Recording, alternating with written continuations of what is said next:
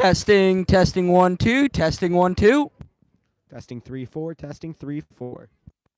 Testing 5 6 7 8 9 10.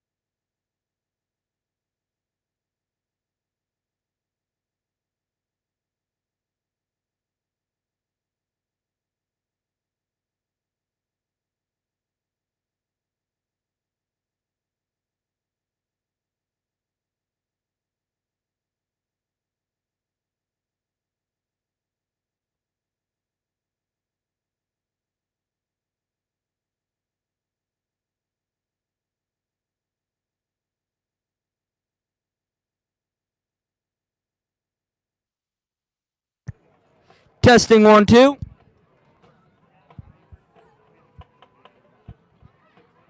sure that volume's up. Other mic. Other mic, I heard it. This kid looks like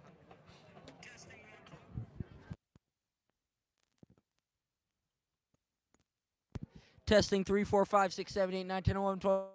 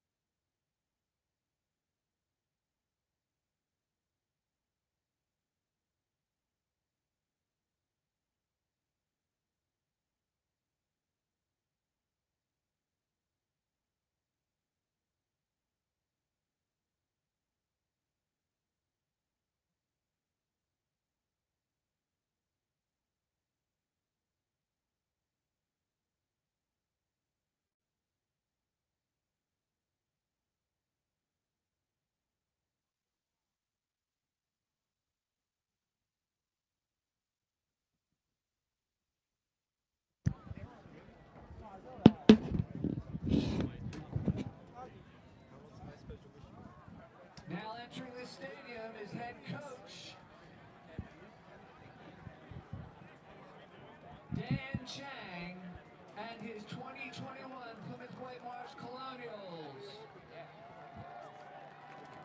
Starting for the Colonials this evening on the defensive side. At defensive end, number 48, Jared Carson. At defensive tackle, number 52, Captain Joe Troilo. At defensive tackle, number 65, Luis Malvara. At defensive end, number 88, Joe Floyd. At linebacker, number 4, Aiden O'Brien. At linebacker, number 34, Tommy Hannon.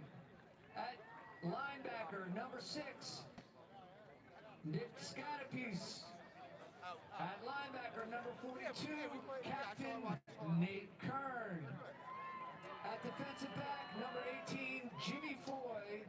At number 7, defensive back, Taji Hubbard. And rounding out the defense, at defensive back, number 2, Captain Chris McLaughlin. And now, approaching the field, our very own Upper Dublin Flying Cardinals.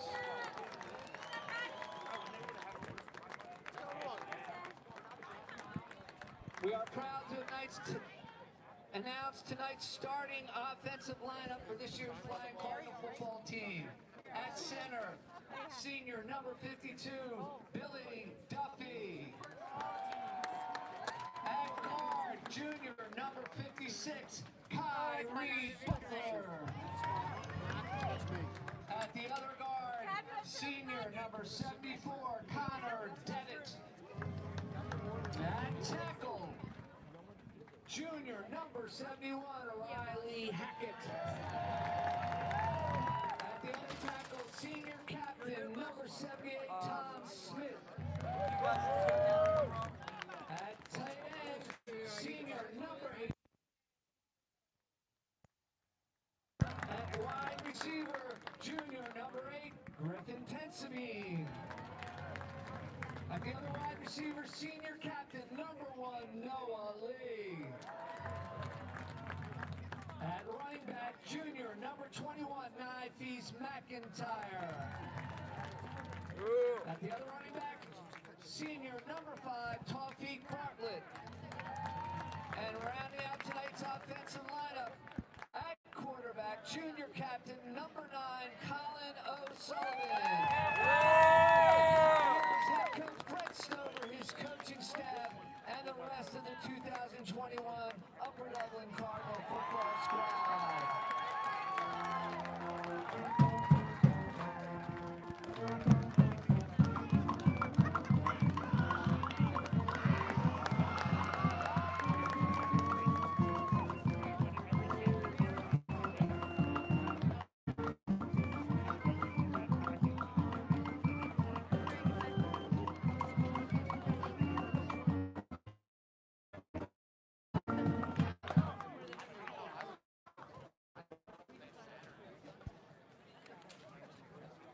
And now approaching midfield for tonight's coin toss are the captains for both teams. For PW, number 2, Chris McLaughlin.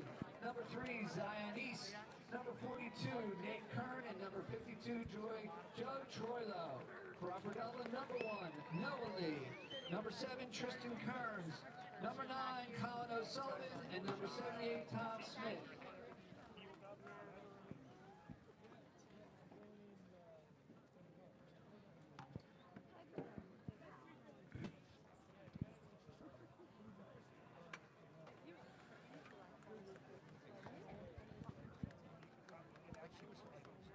Plymouth Whitemarsh won the toss and has declined the choice. Upper Dublin will receive tonight's opening kickoff. And now, ladies and gentlemen, it's time to honor America. Please rise, remove your hats for the singing of the national anthem by our very own trainer extraordinaire, Katie Bartosik.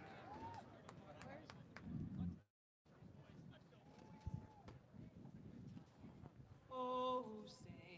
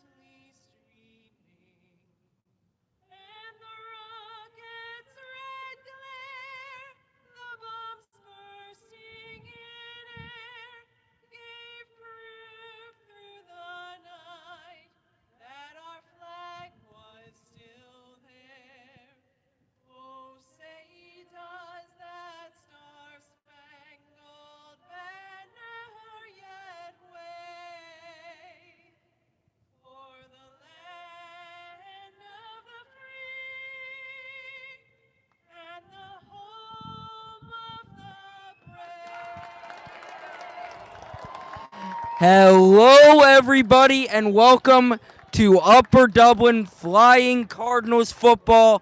I'm CJ Ambrose with Jake Levine, bringing you here one of the most marquee matchups of the PIAA playoffs. This is going to be a 4 versus 5 seed, a classic PIAA quarterback matchup. Plymouth-Whitemarsh is going to have Aidan O'Brien. Upper Dublin is going to have Colin O'Sullivan at QB. These two teams are very similar. Both well coached. One team 9-1, the other team 8-2. They were former rivals in division. Upper Dublin has since moved out of said division. Jake, what do you think of today's game? Well, I just want to start with the stage, right? This is a classic Pennsylvania high school football playoff football game. Winner moves on, loser goes home. This is going to be an absolutely unbelievable game.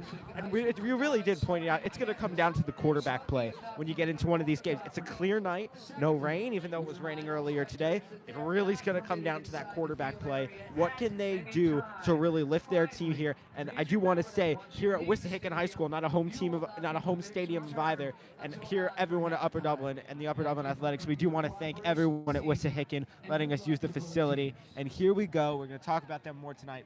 Plymouth White Marsh, Upper Dublin high school football playoffs. Winner moves on, loser goes home. Let's go. Spurl to kickoff. He has it lined up, giving the approach. Here we go. It's a short kick, going to be brought in. Upper Dublin looking to get some blocks, and it's going to be a solid starting field position for Upper Dublin. Well, PW, like we said, 9-1 coming into this game, 7-0 at home, 1-1 away. That could play a huge factor in this game. Well, right away they come right away. They have a short little kick, and that's an advantage for Upper Dublin. They feel like they should get 3 points out of this drive, right? With the effective offense that Upper Dublin has had all year, we're really going to see what they can do here with this really nice starting field position at about the 45. Colin O'Sullivan comes into this game with 18 touchdowns, 4 interceptions, with over 1,600 yards on the season. In the pistol strong formation, O'Sullivan going to give it off to Twafiq Bartlett, who's going to get a few yards there as the fans already going wild. So right away, Upper Dublin starts with a give to the fullback, right? Bartlett. They don't even look to give it to McIntyre in the back. They just give it right up. They want to run this football. That's what they're telling you with that kind of a formation. 2 tight ends in there. They want to run the ball all night, and they start off with a nice one right there. Upper Dublin, they're going to have both Tim Smid and one of their key wide receivers, Trim, back in the lineup. As Upper Dublin once again in the pistol strong. They're going to hand it off again. McIntyre looks like he slipped and fell, brought down in the backfield. Yeah, we're just getting into this game, and we've already seen how physical this one's going to be. We start with 2 runs by Upper Dublin, 1 successful, 1 pretty unsuccessful, and it brings up a pretty important 3rd and medium here for the complexion of this game. A 3rd and 4 situation for the Cardinals. They've run it twice. Will they pass here? Brett Callahan lined up at the bottom of your screen. Gun spread formation. It's a pass. Looking screen, and it is dropped by Colbrenner. Well, I want to talk about the defense. As soon as we see Noah Lee turn his eyes to the quarterback, it's clearly a wide receiver screen. Well, Plymouth White Marsh is in man defense, which is exactly the defense you want to be in guarding against a screen. Everyone's got a man. No one can get free. Really nice defense there. There's nowhere to go. O'Sullivan has Lee. He's got Colbrenner, but they're both covered. Really nice play by Plymouth White Marsh being in the right position to really not make that really nice starting field position not matter too much. PW, they come out, they run a obscure type of offense where their main formation is the flex bone, but not under center. They actually like to go out of the flex bone, but in the gun formation, you'll see a lot of inverted veers, a lot of movement by one of those backs, right? As their main guy is Aidan O'Brien, junior, number 4 quarterback. Although he's not known for his arm, he runs it all over defenses, and this is a very well-coached team. Punt on 4th down. O'Brien was lined up on the field there on defense. It's going to be returned by number 7. He's going to break to the outside and be brought down for a quick return out to the 34-yard line. And we're already tackling with a little bit of something extra there. You see how this one is starting strong, starting a physical football game between these two, only 2 minutes in. And yeah, these tackles have a little something extra on them right here in this playoff game. You see Tim Smith out there returning to the defensive line.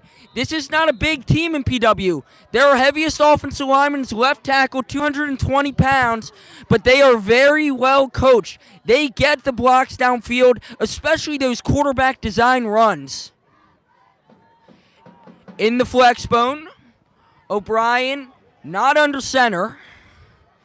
He's going to have a man in motion, take the snap, and hand it off. Upper Dublin already using their size in the backfield. I want to talk about the game planning because we kind of talked about how this is Plymouth White Marsh's offensive identity, right? The triple option and the flex bone out of the gun. Right away, they go to their bread and butter, right? That triple option. And Upper Dublin knows it's coming. They pursue. They have the halfback covered. They've got the fullback covered. Quarterback has nowhere to go. Really nice play. Good preparation by this Upper Dublin defense, knowing what they're seeing here out of this Plymouth White Marsh team. 3-4 look for Upper Dublin. It's a triple option. Running back breaks free. It's a first down and more down the sideline and out at the 43-yard line. Triple option has burned Upper Dublin multiple times throughout this season. It comes back to get him again. Well, if you're wondering why Plymouth White Marsh is a 9-1 football team, they just showed you. They can run the ball. They really have really shifty backs, folks. This is a good run-first offensive football team, and you're going to see a lot more of that here tonight. Once again, flexbone gun, one wide receiver, number 3 in motion. O'Brien looking for anything and brought down again, smothered in the backfield. So 3 plays, 3 design quarterback runs, right, CJ? So this is clearly Upper Dublin. It's not a secret. Everyone in the stadium now knows this is what Plymouth White Marsh is going to be doing all night long. This is what they want to do. This is their bread and butter. Can Upper Dublin stop and somehow figure out a way to consistently stop that option, even sometimes triple option style offense to get off the field and get the ball back into the hands of their signal caller, Colin O'Sullivan? Different style quarterbacks, but really both physical teams. Man in motion. It's going to be a run number 3. He's going to be brought down after a solid gain, making it a 3rd and short. We'll back up the middle for Plymouth White Marsh. What can we say? They're on first team. Still haven't put the ball in the air here, about 4 yards through this one, 4 plays through this one, excuse me.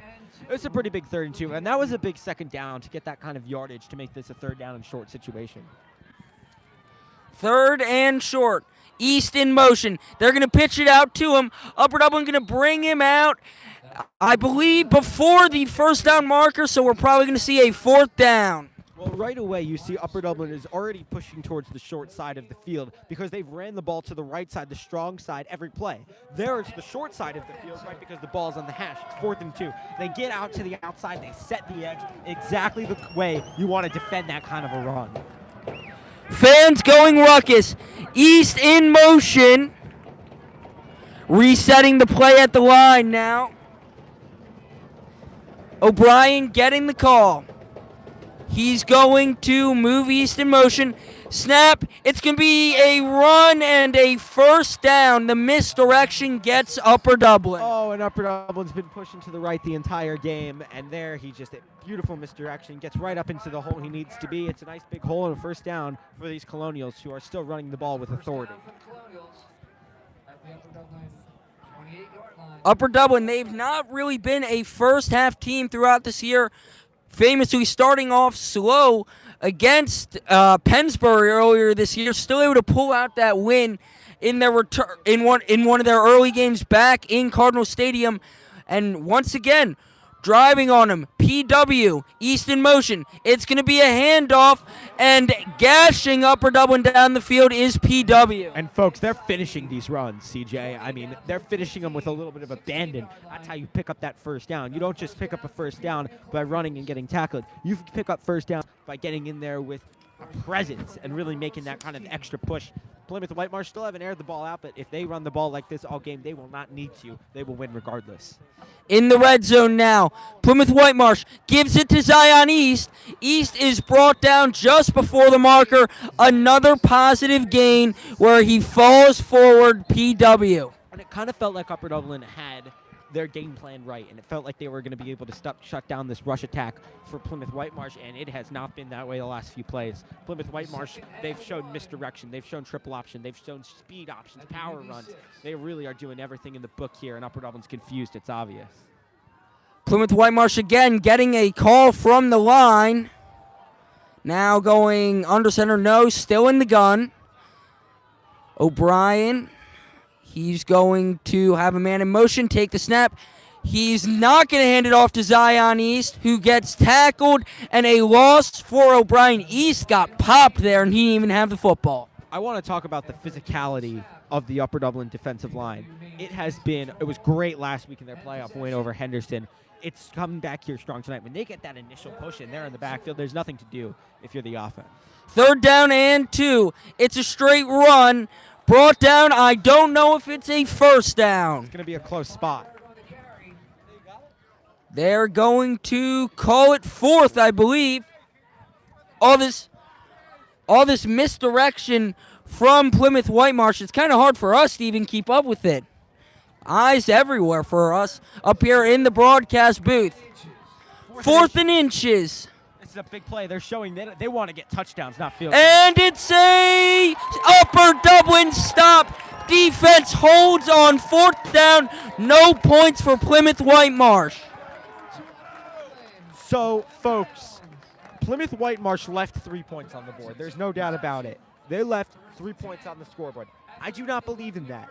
I respect the aggressiveness here in a playoff game, in what's, for all intents and purposes, a road game, right? I would say that. They ran the ball, and they didn't work it. It had been working for them, so I get the play call.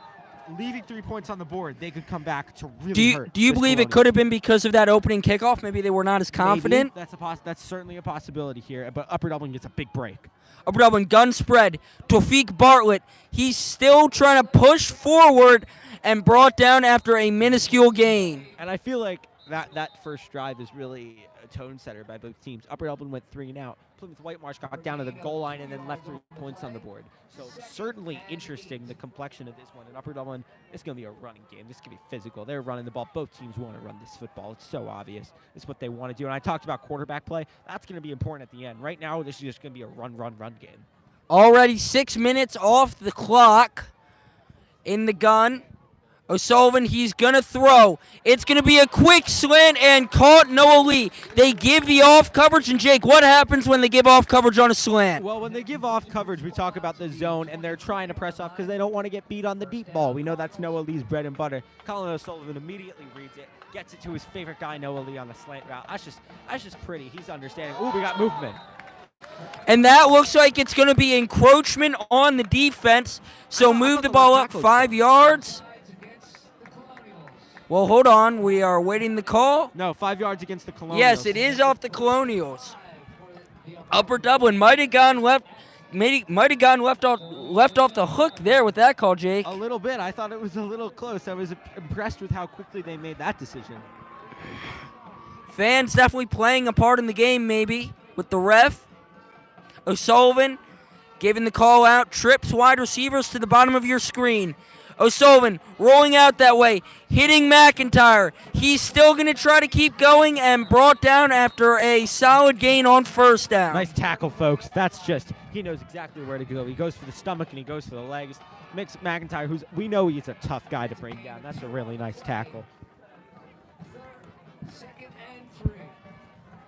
2nd down and 3 yards. Again, it was a 1st and 5 there after the neutral zone infraction. Upper Dublin in the T formation. It's going to be a run directly up the middle. McIntyre still trying to go and brought down just before the 1st down marker. Now it looks like they're going to give it to him based on that spot. Hold on, we're waiting. Chains moving. Yep, the chains do move. So 1st down, new set of downs for Upper Dublin, their first of the game. And wow, actually their second first if you want to count that Noah Lee reception, but no one bats 1,000. A really nice run by McIntyre. He's a tough runner to bring down. Really nice, gets behind his blockers and picks up the 1st. Upper Dublin starting to build a drive. They're going to move Lee in motion. They're going to run it that direction, Bartlett falling forward, pinballing his way for a solid 6-yard gain. And I talked about this with Plymouth-Whitemarsh, the emphasis on these runs. These are two running football teams. The defenses are all in the box. You can really see. Look, what has Plymouth-Whitemarsh got in the box? They've got 6 in the box, maybe 7, if you want to count that. Okay, 6. It's going to be 7. As it's a quick pass to Callahan. Solid gain there, going to be a 3rd and short. And now Upper Dublin's really moving the football, if you ask me. Third and we'll call it 1. Yeah, that was a big second down. From 2nd and 5 to 3rd and 1. Upper Dublin's got the whole playbook open here for this third. Upper Dublin bringing the big boys in. They're going to have Kornbluth in as one of the fullbacks along with Bartlett. It's going to be a run to Bartlett, and he's going to get the first down and a bit more. And he is just... I mean, this game is getting physical, CJ. We knew it would be this way, right? But, I mean, these are two teams that want to run the football. Really enjoyable to watch here. Who spent more time in the weight room? That's what all these coaches like to say. A lot of offensive coordinators say to their own line, who spent more time in the weight room? Right now, both of these offensive lines seem to have spent more time than these D lines. Showing off coverage at the bottom of your screen on Lee. Looking for it and jumped, intercepted. He might go all the way. Picked up by the quarterback, number 4, O'Brien. It's going to be a pick 6. The PW fans go wild as the lead goes to Plymouth-Whitemarsh 6-0, and the momentum completely swings in their direction. I believe it might have been a little miscommunication. O'Sullivan wanted that route quicker than Lee gave it to him. So Colin O'Sullivan just doesn't make those types of throws. So I do think there was a miscommunication on exactly where Noah Lee was supposed to be. I'm not trying to dish out blame, but that's just the linebacker reads that beautifully. And we talked about how it's the quarterback, number 4. Really, really nice play there. And yeah, that's a big game changer. Sproul for the extra point. The kick is up, and it is good. 7-0 PW takes the lead off of a pick 6. Our score 7-0. We're going to go to a quick break here before the next kickoff.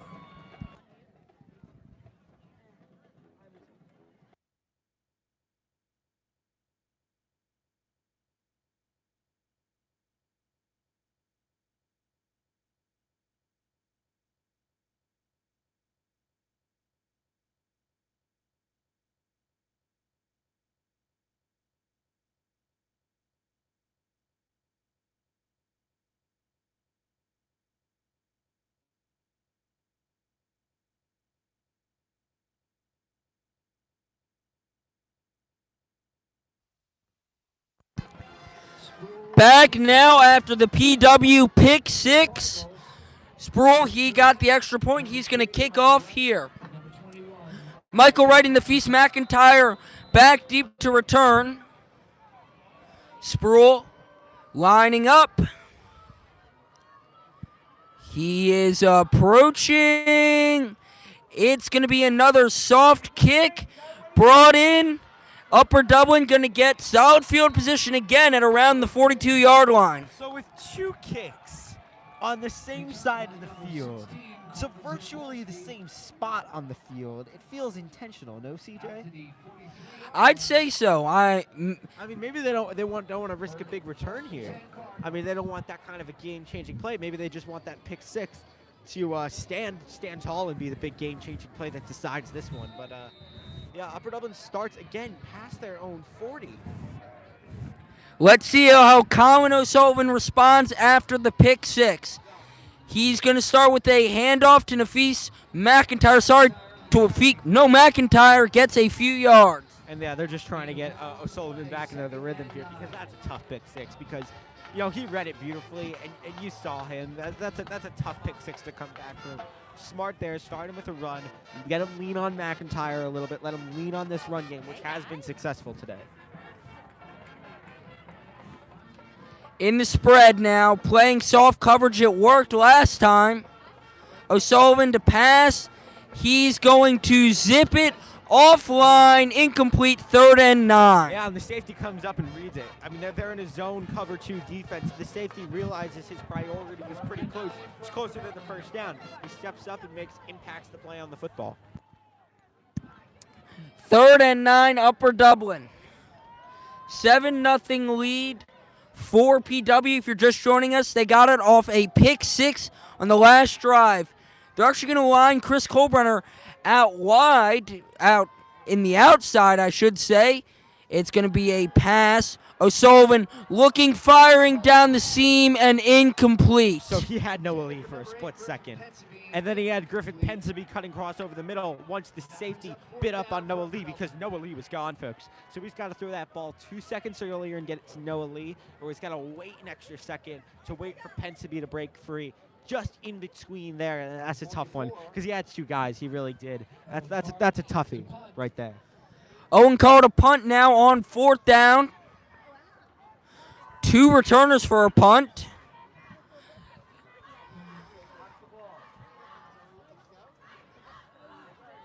Snap, a little low. Able to get it is Carl. He booms this ball. It's going to bounce and take a favorable bounce for Upper Dublin. It's dead at the 10-yard line. Solid punt there by our punter and kicker, Owen Carl. Yeah, we know how you feel about Owen Carl, but this is I mean, after that pick 6, this has been a defensive struggle. It really has been. It has been all night. We talked about how PW really has the only drive that could have resulted in offensive points when they left 3 on the board. But we're going to see what this PW offense is with a lead. Before we kind of saw them early tied, are they going to stay on script here and play with this one with a lead? How are they going to change the way they approach? Flexbone gun formation. Once again, going over the coaches. Looks like conferencing with them. 3 coaches all there on the sideline. Play calls in. O'Brien, who got the pick 6, in at quarterback. It's going to be a handoff right up the middle. And you see what that did to the safety, Chris Colbrenner. It moves him across the formation, leaving a hole there where he was before the motion. Absolutely. Getting a few extra yards. I was literally about to say that, but yeah, that's exactly what to say. The detail-oriented football picks up maybe an extra 2 or 3 yards there, exactly the way you described it.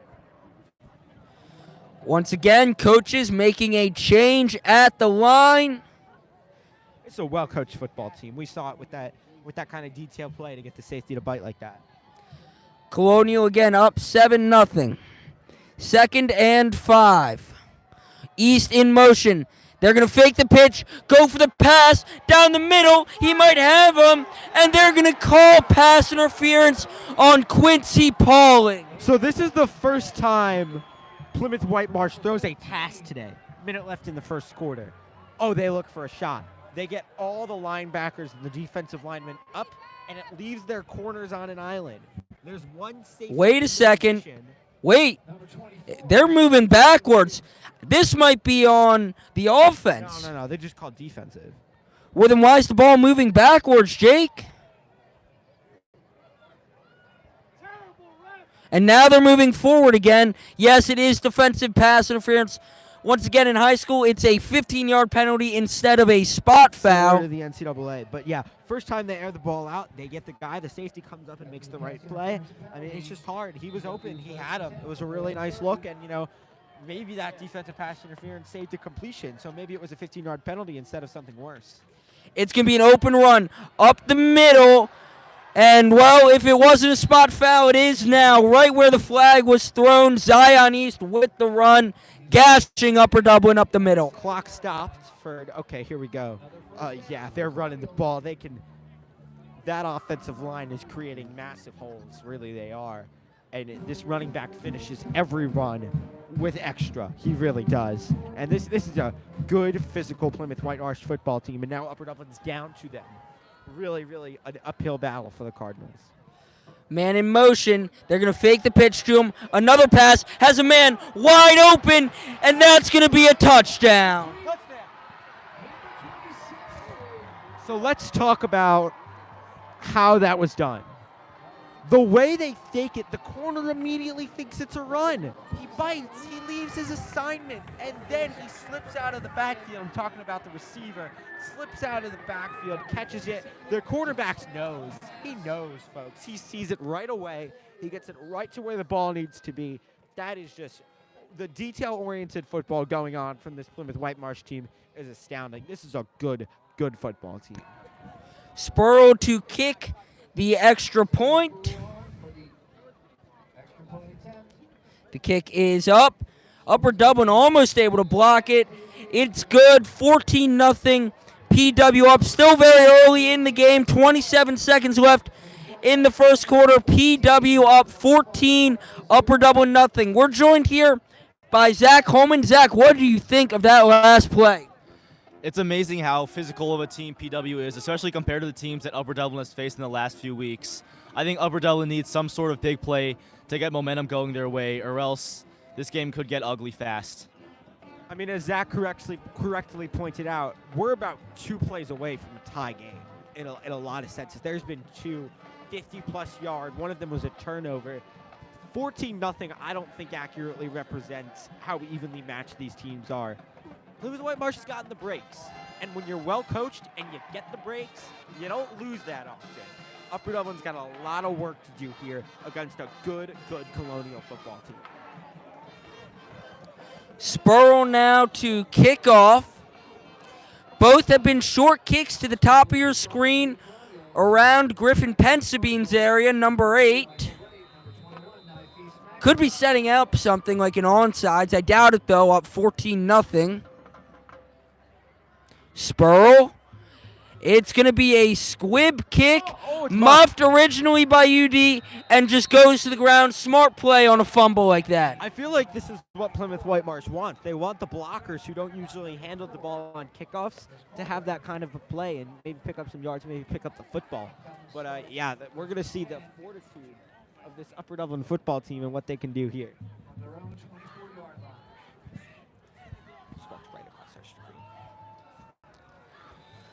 Upper Dublin down 14-0. It is put up or, well, you know what other time it is. It's going to be a run. McIntyre breaks through. He's still going. 50, 40, 35, down at the 30. That's the spark Upper Dublin needed. Nafis McIntyre should have been down with about a 2-yard gain. What a run. I mean, you see these change crews moving here. Clock is stopped for no real reason. Wow. You want to talk about momentum changers. Upper Dublin just got one.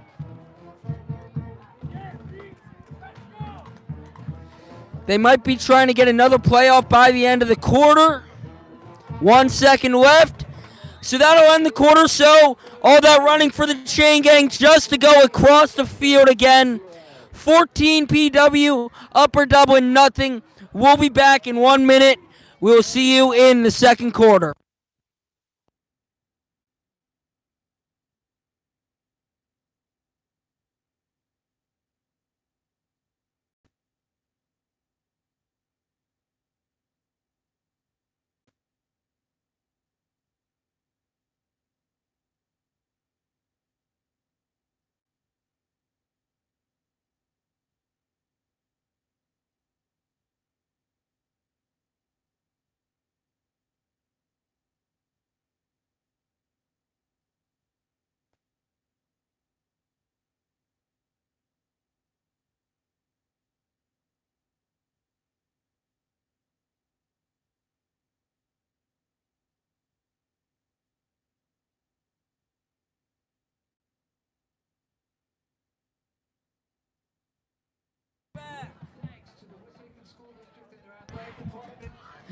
Second quarter now at Wissahickon. Upper Dublin the home team, but they are trailing 14-0. But a 60-yard gain there by Nafis McIntyre gives him a bit of confidence. They're now going to run it with O'Sullivan, who gets a solid gain there on the quarterback draw. And O'Sullivan's not really known for his running as a running quarterback, but he does have that ability, and he really did show it there. He absolutely came in there, got right up the gut, sees the hole, picks up 7 yards there, starts this second quarter authoritatively in what's been a good football game. Well, since McIntyre play, Upper Dublin's bench, guys on the field, everyone, even the fans, a bit more pep in their step. T formation, run, McIntyre, going to get a few yards, set up a 3rd and short. Yeah, he finishes these runs. That should have been a loss of yardage there, if we're being honest. That's going to be about a 1 yard pickup here, 3rd and 2. Big play for the complexion of this one. We know Owen Carl can hit a field goal from here, right? That's not the problem. Still a 2-possession Are they game. going to try it? That's the question, because we talked about how good this Plymouth White Marsh team is at running the ball. I know it's only the second quarter. We're talking about the clock, but this Plymouth White Marsh team in running the clock. Very interesting to see what would happen. McIntyre running and brought down. Yeah. Set the edge. That's all I have to say about that play from the defensive perspective. Gets out to where they need to be, shuts it down. I would say it's about a 2 yard loss there, and we're going to see, are they going to go? Upper Dublin is going to go for it. 4th and 5. Big call. And we talked about how Plymouth White Marsh left 3 points on the board. This could be Upper Dublin doing the same. We talk about how a lot of this balances out. O'Sullivan, he's going to pass. He's got a wide open touchdown. Cole Brenner. Ball felt like it was in the air there forever. But it does the J.O.B. Chris Colebrenner with the TD. Upper Dublin makes it a 1-possession game. Well, Colin O'Sullivan hasn't shown that arm anything past 10 yards today. Well, he just showed you he could do it. Felt like the ball was in the air forever. I have to agree with you. But, yeah. Colebrenner breaks free. Defensive breakdown. Safety comes up. He should be out. Colebrenner is right where he needs to be. Reads the defensive breakdown. Nice play. This kick almost blocked, but put through. Upper Dublin makes it a 14-7 game. Chris Colebrenner showing out for Upper Dublin Broadcasting. He was the cover boy of the game day graphic, making us proud. We're going to be back at the kickoff.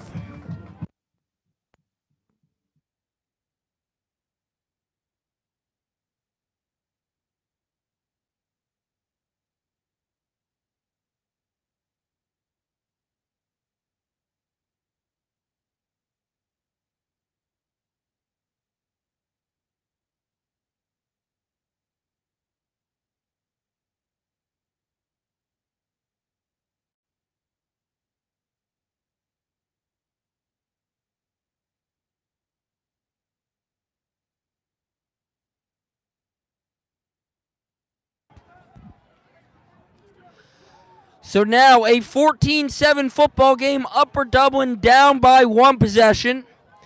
To kick off is going to be Owen Carl as Upper Dublin roared back after giving up a touchdown of their own. Well, I don't know if it's roared yet. I think 2 touchdowns constitutes a roar. I think this is a comeback for now. Okay, sorry, 60-yard run does not make it a roar.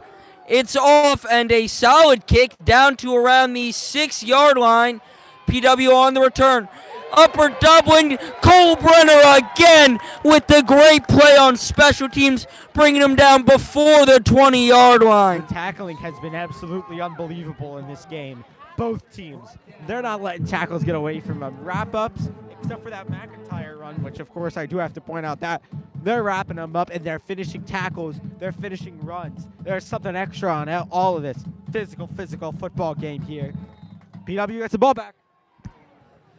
In the flexbone spread, or the flexbone gun, once again, looking at the sideline. 3 coaches barking at him. 9 in the box? We'll call it 8. It looks like, around 8 to 9 players in the box. It's worked so far. Well, it's been a lot of runs from the Colonials. O'Brien, he gets brought down in the backfield. That's Tristan Kerr. I guess that's why you got 9 guys in the box, because they love running the football. But yeah, that's a big play there. Upper Dublin, you feel the pendulum of momentum, and it's so fragile. After that touchdown by PW, felt like the pendulum was firmly on PW's side, back on Upper Dublin side, if you ask me. 2nd and 14. It's gonna be a run up the middle, and PW gonna gain a lot of those yards back, making it a 3rd and medium.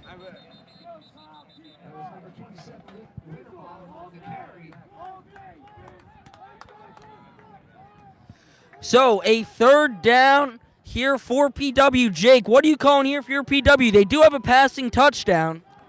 I call something short and sweet where you've got confusion in the middle of the field, and that's how you try and confuse this Upper Dublin secondary.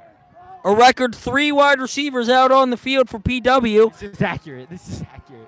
The most they've had today, as we're going to get a timeout. We're going to swing it over to Eric Berman. Eric, what have you thought so far? And what would you do here on this third down? You know, in this game, it's really been all defense except for a couple of plays, and of course one of those plays being a pick six by PW. And if I was PW here, I would pass. You know, they've got some passing touchdowns, one passing touchdown at least. I'd call a pick six a defensive play, but Both teams deliberating. And again, we have to thank Wissahickon High School for providing us with this great place to film, great place for everybody. Athletic department, from everyone at Upper Dublin High School and in the community. Thank you for letting us play our postseason games here per PIAA regulations. Really, really helpful. Means so much. Thank you for letting us this stadium. Putting the rivalry aside, but one rivalry not aside, the classic Plymouth-Whitemarsh Upper Dublin rivalry in full effect. It's a blackout here in UD. Fans coming out strong, filling the bleachers here in Ambler, Wissahickon High School. Defense, you hear the chants. One high safety, and it looks like man to pass. Man in motion. O'Brien pitches it, trying to get him his Hackett, and it's a Cut, get a first. Does it? Oh, that cut. They're calling it fourth. Ooh. They are calling it fourth down on their own 28-yard line. That is close. That cut got him damn close. That was about 4th and 2. That big cut. Woo. They're going to go here about 4th and 2. Going for it now. Biggest play of the football game so far, and we're going to get a flag. Let's see. I'm not sure I saw anything worth penalizing.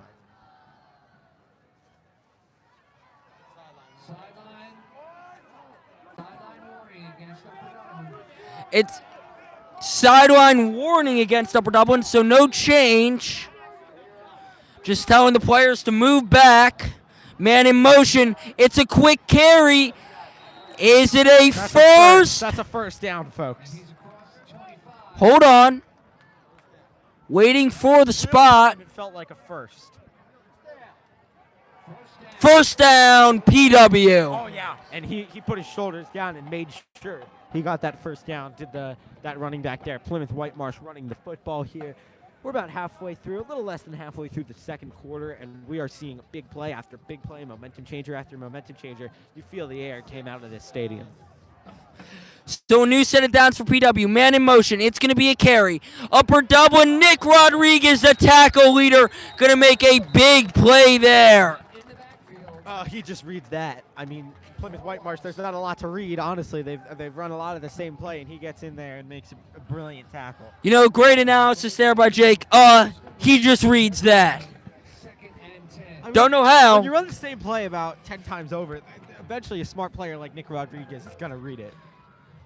Man in motion, it's number 10. Man in motion again. It's going to be a carry directly up the middle. Solid carry, PW. It's going to make it a third and medium short around there. The PW offensive line really understands blocking schemes. They understand how to pull guards. They understand how to pull tackles. They understand how to create lanes where they want to run the football. It's apparent. That's a huge, 10-yard pickup, I want to say, to make it third and short and allow them to run the ball again. 3rd and 3. Man in motion.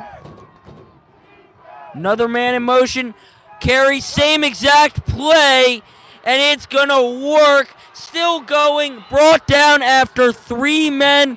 Breaks through. A disappointing play there. Taking the air out of the Upper Dublin fans. Folks, he wouldn't go down. I want to talk about that run because that was absolutely brilliant. He just would not go down.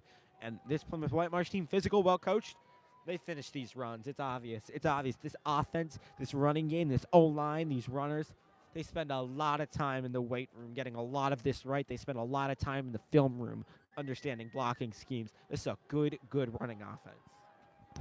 Holes big enough to drive a bus through. That's what PW's been like with their run blocking. Another man in motion. It's going to be a carry brought down by Riley Hackett after a solid gain. Falling forward is number 2, Chris McLaughlin. Talk about that hole that was just created there. I mean, You could drive an 18-wheeler through it. We could have. Really brilliant blocking schemes they've got going. McLaughlin in motion. They're going to pitch it out to him. Way to set the edge there by PW. It's going to be a good carry, and they flip the field from their 28 to Upper Dublin's 28. And yeah, you said set the edge by that fullback. He really did. Upper Dublin was out there. They could have set the edge, but the fullback, the blocking, we talk about it. All the blockers are moving to the left. The fullback is moving to the left. The run is to the left. All the blockers are in brilliant spot. And timeout Upper Dublin. There's a lot to talk about in this run defense. Ball and 24, Upper Dublin. They're going to take the timeout here with 6 minutes, 29 seconds left in the half. And we'll be right back after a brief timeout ourselves. We'll see you back in a few.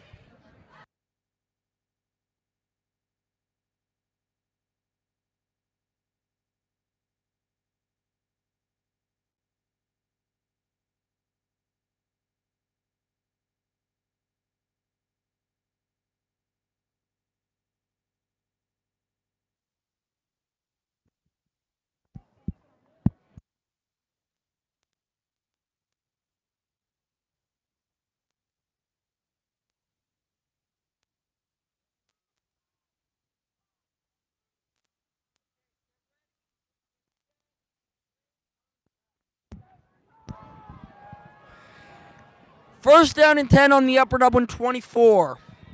PW, they have been running it with reckless abandon. It's going to be a carry up the middle, and Upper Dublin going to get a solid stop. And that's really what they have to be on. Upper Dublin, they're put in a weird position because if you're too patient, they'll just run it right through the hole. But you have to see every single misdirection and have guys just attack the football, Yeah, and they have had guys attacking the football because there's no other way to stop this running game. And this Plymouth Whitemarsh run game has been so successful. Upper Dublin has to figure out a way. Just go for the ball. They beat you with a misdirection. Tip your cap because they can really run it down their throats, and they're doing it so far here today. O'Brien, he's going to run. He's going to get solid yardage brought down by Upper Dublin inside the 20-yard line, making it a 3rd and medium. We got a flag. We got some laundry on the field. Let's see the call. Looks came from the back judge, the umpire. Not the back judge. Yeah, illegal chop block against Upper Dublin. Or no, excuse me, PW. And that's a big penalty. That is a big penalty. Chop blocks are also, they are very dangerous They when are. done behind the back. Behind the back chop block might be the most dangerous play outside of the helmet to helmet, crown of the helmet lowering. It's a really dangerous play for their knees and legs. There's a reason it's a 15-yard penalty. Well, Upper Dublin gets a lifeline as instead of a 3rd and short, it is now 2nd and very long.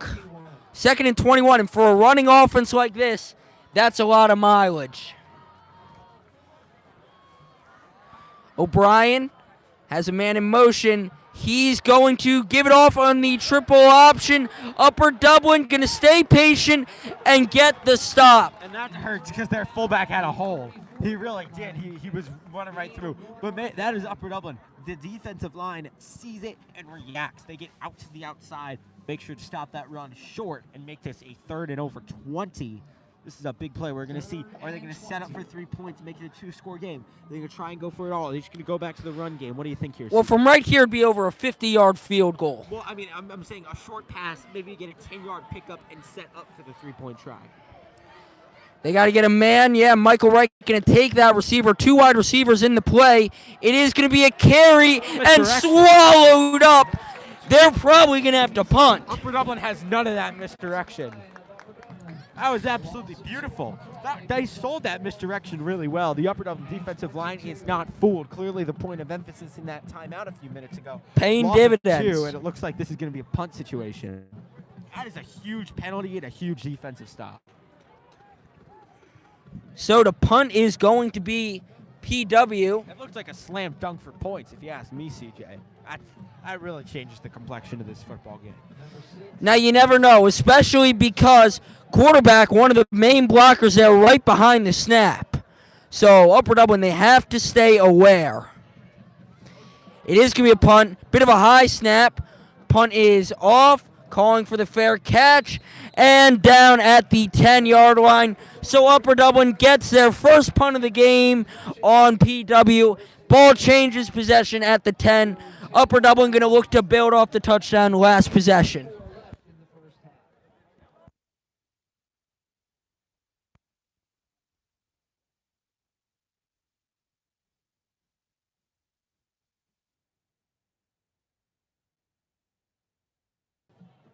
We are back here.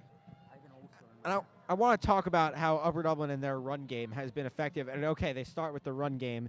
It's going to be a give here. CJ is fixing something over there. But the run game, that was actually stopped nicely by PW. Are they going to get back to that power run scheme? Are they going to get back to finishing runs? There, it's a no-game play there for this Upper Dublin football team. And we're going to see, are they going to start throwing the ball here, CJ? Well, you see, Jake, we're playing through an injury. I have a ulcer on the bottom of my lip, and it is not doing well in this cold weather. Calling this football game, trying to get a drink, and it burns. But we must power through. If Gable Stevenson can win a gold medal with 2 torn ACLs, I can call a game with an ulcer. It's going to be a play action, deep shot over the middle, and knocked down. That could have been a pick. Oh, yeah, O'Sullivan's got to deliver that ball a second earlier because that could have been picked off bad. That looked like 7 points the other way. It looks like there was blockers, too. Huge, huge drop there by PW. Gives Upper Dublin's a second lease on life. 3rd and 10 on the 10, so you definitely have room. Upper Dublin probably... I would actually not be surprised if they go for a run and just try to get off the field, but you really don't want to punt with the end zone right at your back. Yes, Upper Dublin is going to throw. O'Sullivan up the seam. Oh, wow. Yup, they're going to call it. That probably targeting or unnecessary roughness. So he got there on time. That's not the issue at hand here. The ball's behind him, so he gets there after the ball arrives. So this has to be considered unnecessary roughness. Other than that, it would have been a clean play. So we're going to sort this one out. Noah Lee got absolutely popped on that play. I didn't think there would be a penalty until I saw, the crown of the helmet lowering. But he got in there on time. That's just, if you're PW, that's disappointing. You got to be a little more disciplined than that. Upper Dublin on their knees now. Noah Lee has been dealing with some injuries over this season. We're going to go to a quick break while he gets off the field. We'll be back in a second.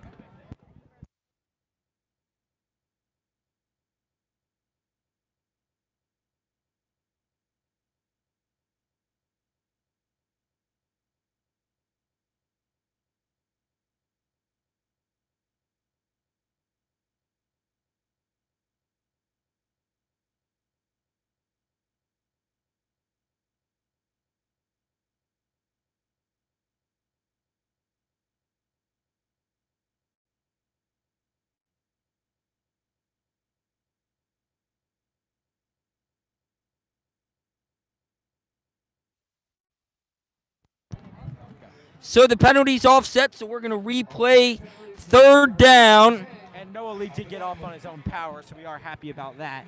We're going to do it over again here on 3rd down. Noah Lee's going to take a little breather.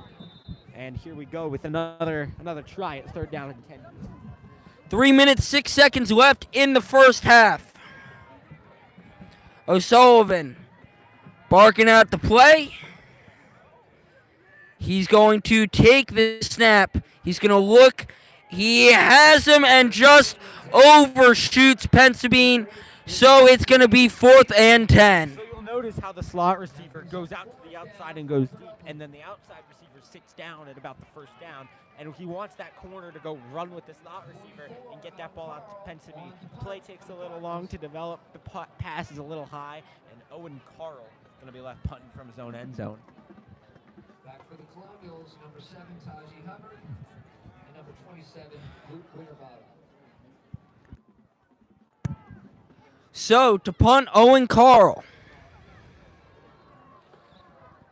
Can't have a bad snap here, and it is perfect. Carl going to send this off.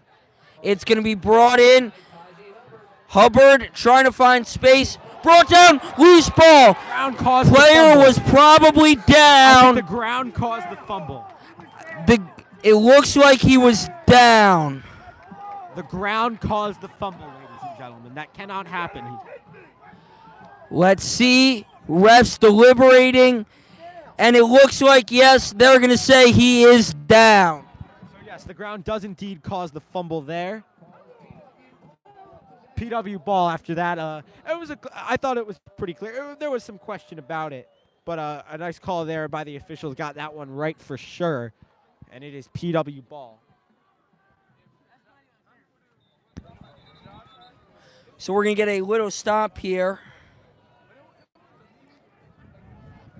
Waiting to, and it looks like the lines, the chains were thinking it was Upper Dublin ball. No, it is Plymouth-Whitemarsh football.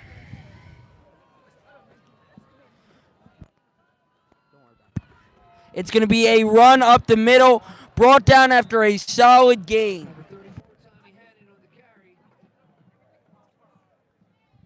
Yeah, they're back to running the ball, CJ. I mean, I want to be honest about what's going on there. As we got a little stoppage. No, okay, we're good. We're good here. Second down and 4. It's going to be another run directly up the middle and brought down at the 30-yard line. And is he going to have enough for first down yardage? He is indeed. And we got to talk about how does PW want to manage this clock to make sure they can, get off the field here in time for.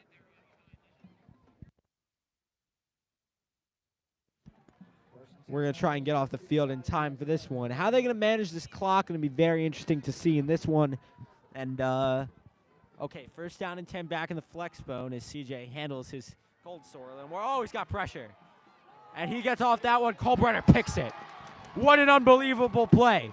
Upper Dublin's got pressure in his face. And guess who it is? The game day graphic cover boy, All right, Chris Colbrenner. A touchdown, an interception, and a tackle in the So game. your cold sore is fine now after that kind of a pick, huh? Oh, yeah.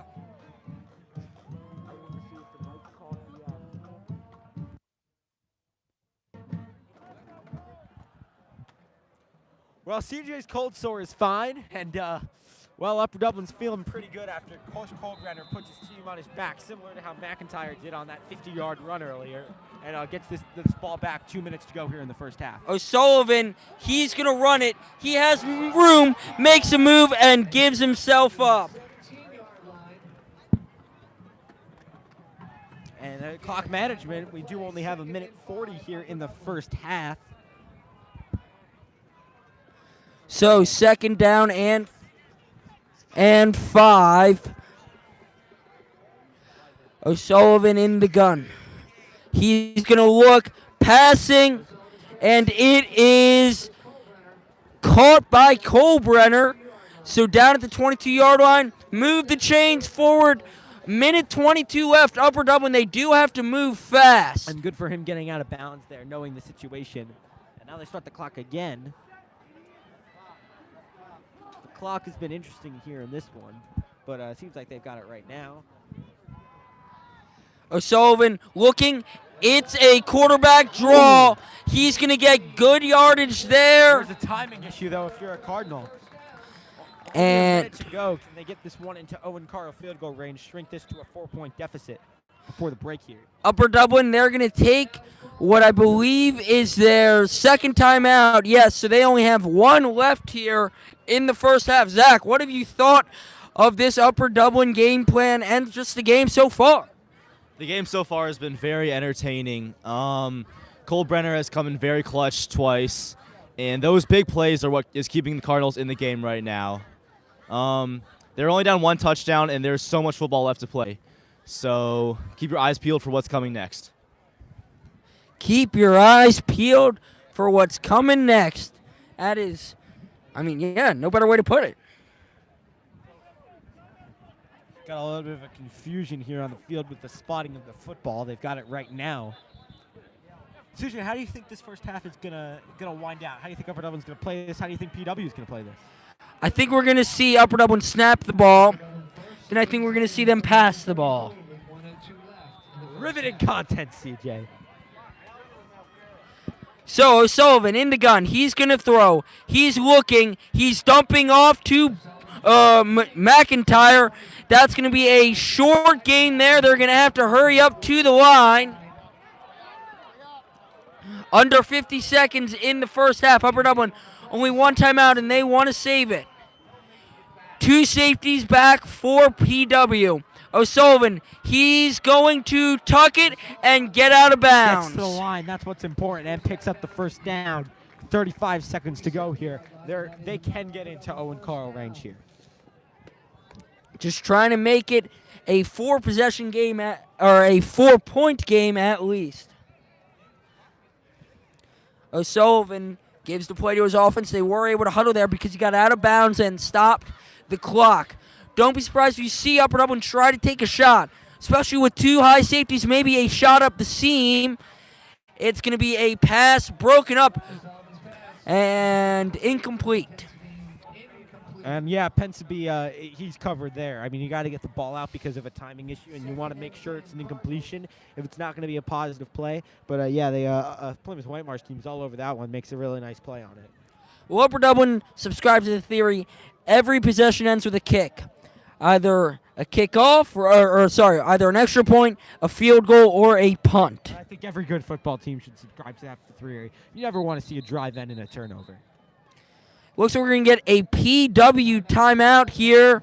We're going to take a quick timeout with them. We'll be back in a minute.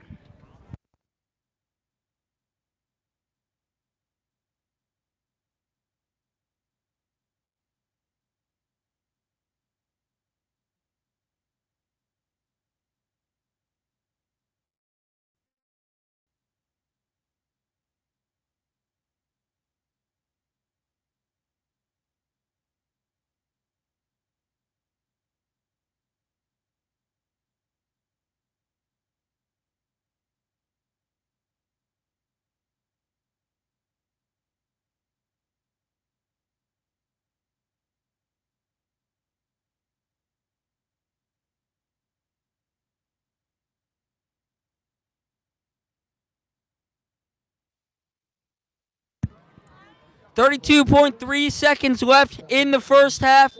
Ball on the Upper Dublin 47-yard line. It's 2nd and 10. One safety deep. It's going to be a play action. O'Sullivan looking, and he's going to give it to Colbrenner, who's still running and gets out of bounds after around a 9-yard gain, but a 10-second play. Well, a lot of time for a little sizzle there. Colin O'Sullivan runs past the defensive end, and Chris Colbrenner flips it up the field. It's like a 9-yard pickup, and those 10 seconds may be important as Upper Dublin's trying to get a field goal here. They're at the PW 45, probably going to need at least another 20 yards to get into Owen Carl range. We'll see how they do it here. O'Sullivan, he's going to fire it quick. Colbrenner again. They're going to hurry up to the line. They can't call a timeout, or they can call a timeout, but there's no reason to call one if you're trying to save it for a last-second field goal. Looks like they're going to clock it, and they do.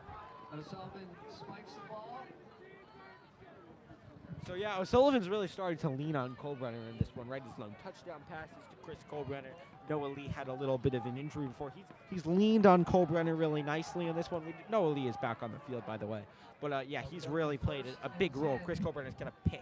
He's got a touchdown. And he's got a bunch of big completions here that are keeping Upper Dublin in this football game. Upper Dublin has time for 2 offensive plays and probably a kick. Might see one short play, get out of bounds, right? And then go for a touchdown, and then probably the field goal attempt. O'Sullivan gonna give it on the zig. It's a fumble. No, they call it dead. That looked like a fumble. I thought there was a football move in there, CJ. Oh wow. I thought he made a football move. I thought he tried to turn around. Wow. Wow. That could be a 10-point play. And you hear the boos coming from the Plymouth-Whitemarsh side. That could have been a 10-point play, CJ. Well, we're on the Cardinal UD media, so we're not necessarily going to complain, but again, all I can say is I wouldn't have called the play dead. There could have definitely been a football move in there. Upper Dublin going to get a new lease on life. O'Sullivan dropping back, looking, scrambling again, finds his man with 1.1 seconds out of bounds. Play. O'Sullivan rolls right, he's got no one. He rolls left, he sees Penseby. He knows the time. He's got time. He can get out of bounds and try a field goal.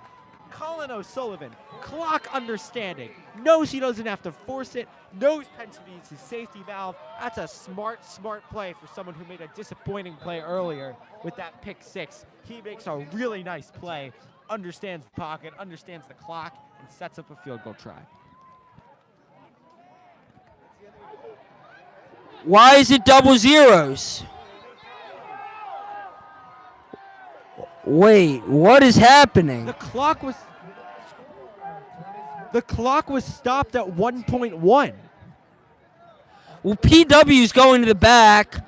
We're getting a talk with the refs here, and Stover, he does not look happy. Was the ball set? Was the ball set and then the clock started after he got out of bounds? Upper Dublin, they're going to go to the locker rooms themselves. It looks like a very anticlimactic end to the first half. Plymouth-Whitemarsh 14, Upper Dublin Cardinals 7. PW going to receive the ball at the end of the first half. I'm CJ Ambrose with Jake Levine. Go to the bathroom, grab your popcorn. We'll be back in 15 minutes.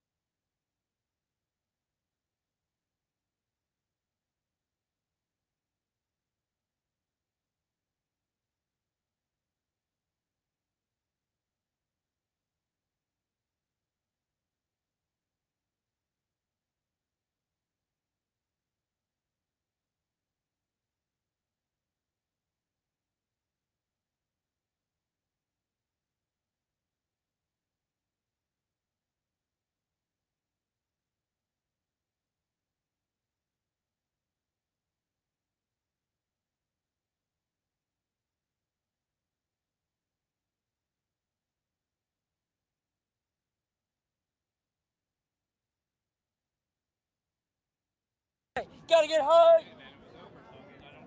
We are back from a tumultuous halftime where, well, there was there was some extracurriculars, but we're not here for that. We're here for game time. Well, what you missed, we talked about the missed fumble 6 before, and then after the fumble 6, we kind of had to talk about the clock management situation. Refs, people were not happy with the refs on both sides. The Plymouth and Whitemarsh people, not happy about the fumble 6. The Upper Dublin people, not happy about the clock. Everyone, tensions are high. The refs are getting yelled at, and CJ is doing something with his cold sore over there. I couldn't tell you what it is. I'm drinking a water. God. I'm not so sure about that. But we're going to be back for the second half, CJ. I think all things considered, with everything that's happened, 14-7 PW is about the right score after everything that's happened. Wouldn't you agree? Yes. Well, CJ's not happy that he got My outed. mouth hurts. But that doesn't matter because we're here for Upper Dublin football. Do you smell what the Rock is cooking, Eric? And yes, that is Eric. Eric, how you doing? I'm doing good. I don't know. I'm feeling Dwayne Johnson-y. I don't know why. Well, all that said and done, we have a good time here at the Broadcasting Club. Do you smell what the CJ's cooking? I think you should go call this play. Go do your job and be the play-by-play guy. Come on. Well, speaking of play-by-play, Owen Carl out to start the second half.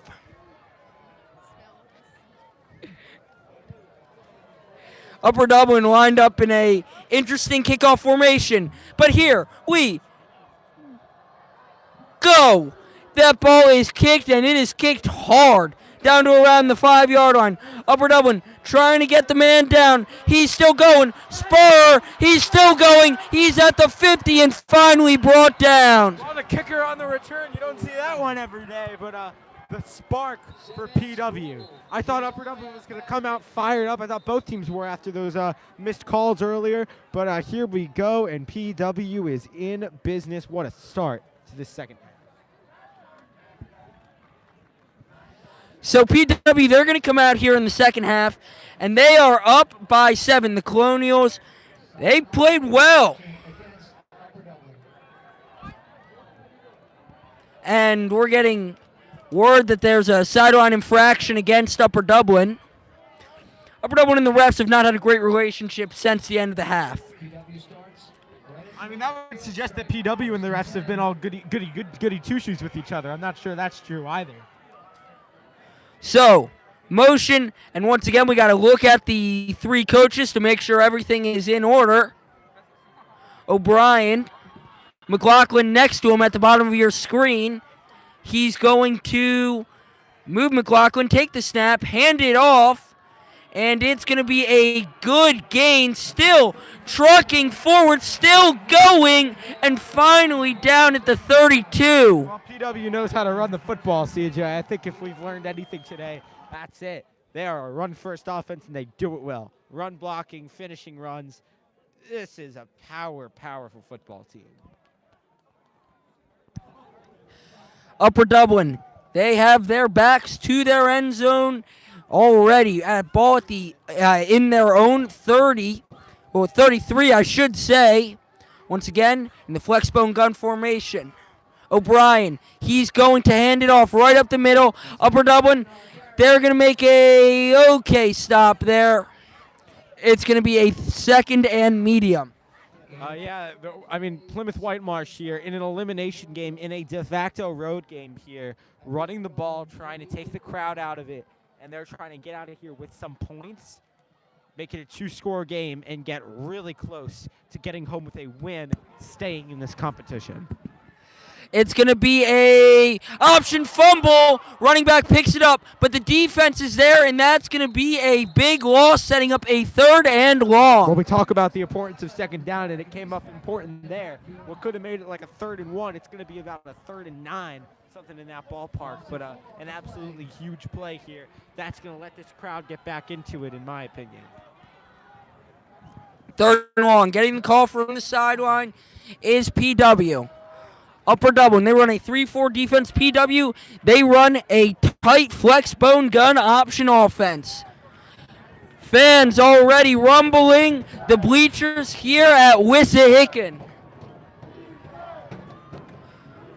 Third down, man in motion. It's going to be a direct run up the middle.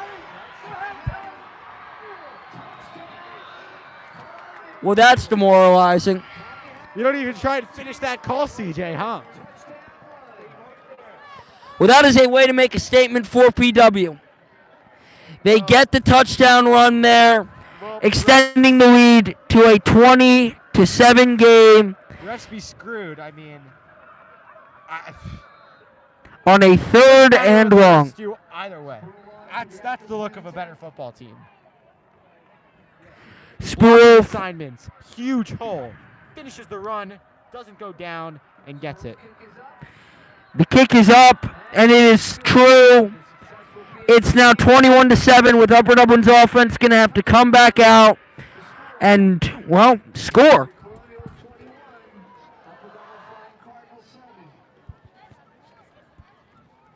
Eric, what'd you think of that last run there? It was a great run. You know, PW did not pass the ball once that last drive, just running that ball, and they ran that ball right into the end zone. What a run.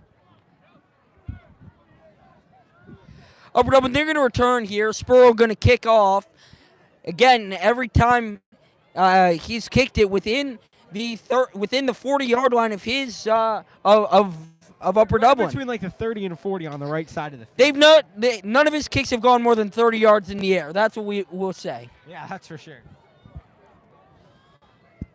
Expect the kick maybe at the bottom of your screen, aimed at Pensabine. That's where they've been sending them.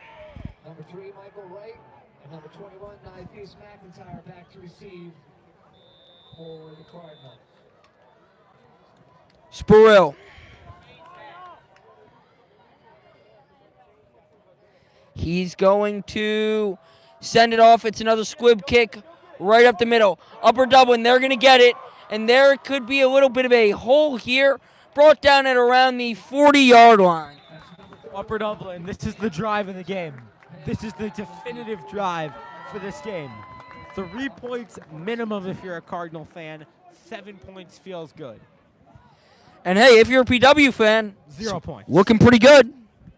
Hey, if you're a PW fan and you get off the field with no blood, you look really good as far as winning this football game. Upper Dublin, 3 points is a must. 7 points is probably a want in this situation. O'Sullivan, he's going to start with a run. Upper Dublin, no need to panic. They're going to give it to Bartlett. Pyle pushes him forward for a 7-yard gain. And yeah, Upper Dublin is not panicking based on what the score says. They're still running the ball. They're still doing what their bread and butter is. 2nd and 2, setting up an opportunity to take some kind of a shot here. O'Sullivan, he's in the gun. Almost got a man to go. Able to stay still, though. He's going to snap it. It's going to be a quarterback carry. He's going to get solid yardage and brought down on the quarterback carry. And the chains are going to move. Upper Dublin, they did move the ball before the half, before there were a few questionable calls both ways. But Upper Dublin here, Colin O'Sullivan, he's back in command of this offense, doing what he does best after that pick 6. Another pass. He wants Lee. He's going to get it to Noah Lee. Lee's going to get a bit of run after the catch and a solid yardage there on first down, making it a 2nd and manageable. Yeah, and yet Colin O'Sullivan is really being a good quarterback here, getting it to the open receiver, letting the clock move a little bit, and CJ's feeling it over there up in here in the booth, but Upper Dublin here on a big 2nd down. Oh, big plays, right? Upper Dublin. That's what they got to do. Hitting Noah Lee Nice again. pump fake. Nice pump Almost fake. overthrows him, but does exactly what he needs That to. completion doesn't happen without that nice pump fake by Colin O'Sullivan. Exactly right. Upper Dublin, they're showing big formation here. Probably going to go in the T. Noah Lee limping off the field somewhat gingerly. Should say jogging off it.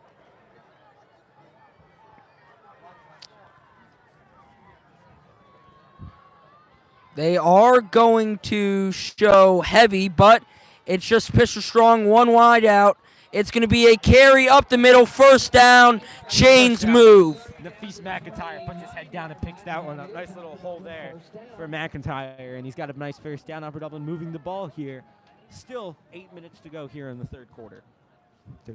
Time is not of the essence yet. It's definitely a factor, but it's not a big problem for Upper Dublin yet. Of course, obviously they do have to fight against the clock, but it's not necessarily their biggest worry or concern right now. They still got to beat this Plymouth-Whitemarsh team before they beat the clock. It's going to be a tight window pass. Nice play there to Callahan. First down. A great route. Callahan looks like he's going to the outside and then cuts inside. The window's just there. O'Sullivan sees it. Really nice route by Callahan, knowing where he needs to be. O'Sullivan in the gun. Play action. Gets it off to Noah, trying to get a bit of run after the catch. It's going to be a small gain. Really working it through the air here on this possession. 3 receptions by Noah Lee just on this drive alone. And we've got a few more checks here. O'Sullivan getting a new play. And, Upper Dublin, they've ran the ball. They're running it with McIntyre. They're running it with Bartlett. They're throwing the ball effectively. Colin O'Sullivan has been really effective since that pick 6. And, Upper Dublin's in this game. I know it's a 14-point game. They have showed they can go toe-to-toe on the offensive side of the ball. The real question is, can they get a big defensive stop here, give the ball back to the offense? Upper Dublin going empty, one tight end. O'Sullivan going to flare it out to that tight end, incomplete. No authority on that kind of a throw. Just Looks tried like to pop it out there. Yeah, you gotta still deliver the ball even though it's close. 3rd and long now. Try to get it to Dan Nardo. 3rd and 9. This is a pretty big play here. Like I said, 3 points was acceptable. I said that before the drive. But a seven's really what you want here. It's not what you need, but it's almost what you need. They feel like they need to pick up this first. O'Sullivan scrambling, passing, end zone, touchdown! Upper Dublin touchdown! That is a beautiful play by Colin O'Sullivan. Escapes the pocket, reads the defense, throws the ball to the corner of the end zone. I mean, Plymouth-Whitemarsh is in defensive position. There's just nothing to do. Noah Lee runs a pretty route to the outside. O'Sullivan delivers it on time and on target, something that's underrated in quarterbacks, and he absolutely keeps Upper Dublin in this football game with that kind of a play. So Upper Dublin, solid response there. Now just trying to pick up the extra point. Carl to hold Lee. Kicks up. It's good. Upper Dublin gets it back to a 7-point game.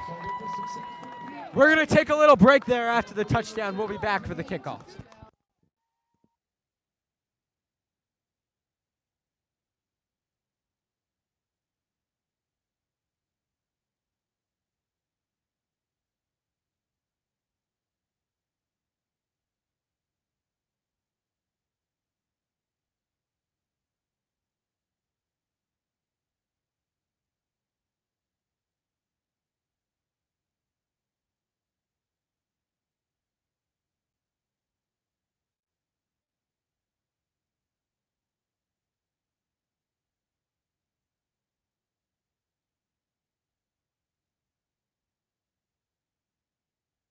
So Upper Dublin to come back now and kick it off.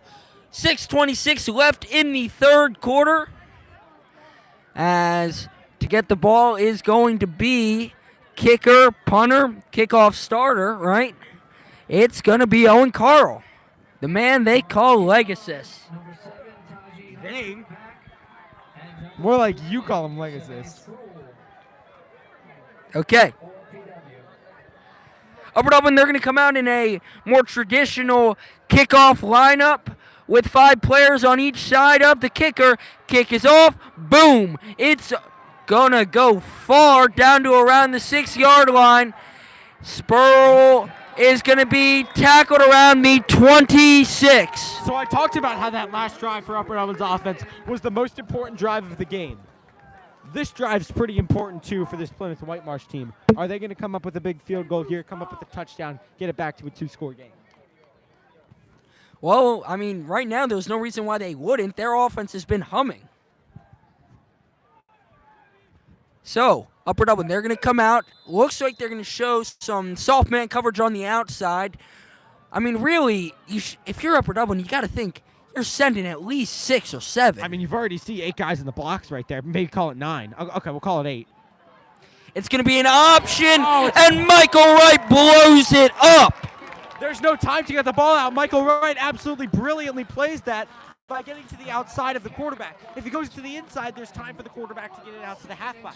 By cutting off the passing lane, he's able to force the quarterback to just go down with it. Really nice play by Michael Wright. Old guy.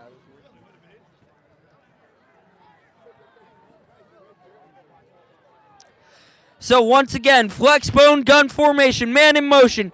It's going to be a miscommunication. No, they do get it off, but still able to stop them for a short gain, 3rd and long. Well, Upper Dublin's defense is playing with a little extra there after the touchdown to start the 3rd quarter, and they've got a big 3rd down and 10 here at this one. 3rd down and long. 3rd and 10. Or 3rd and 9 is the official call.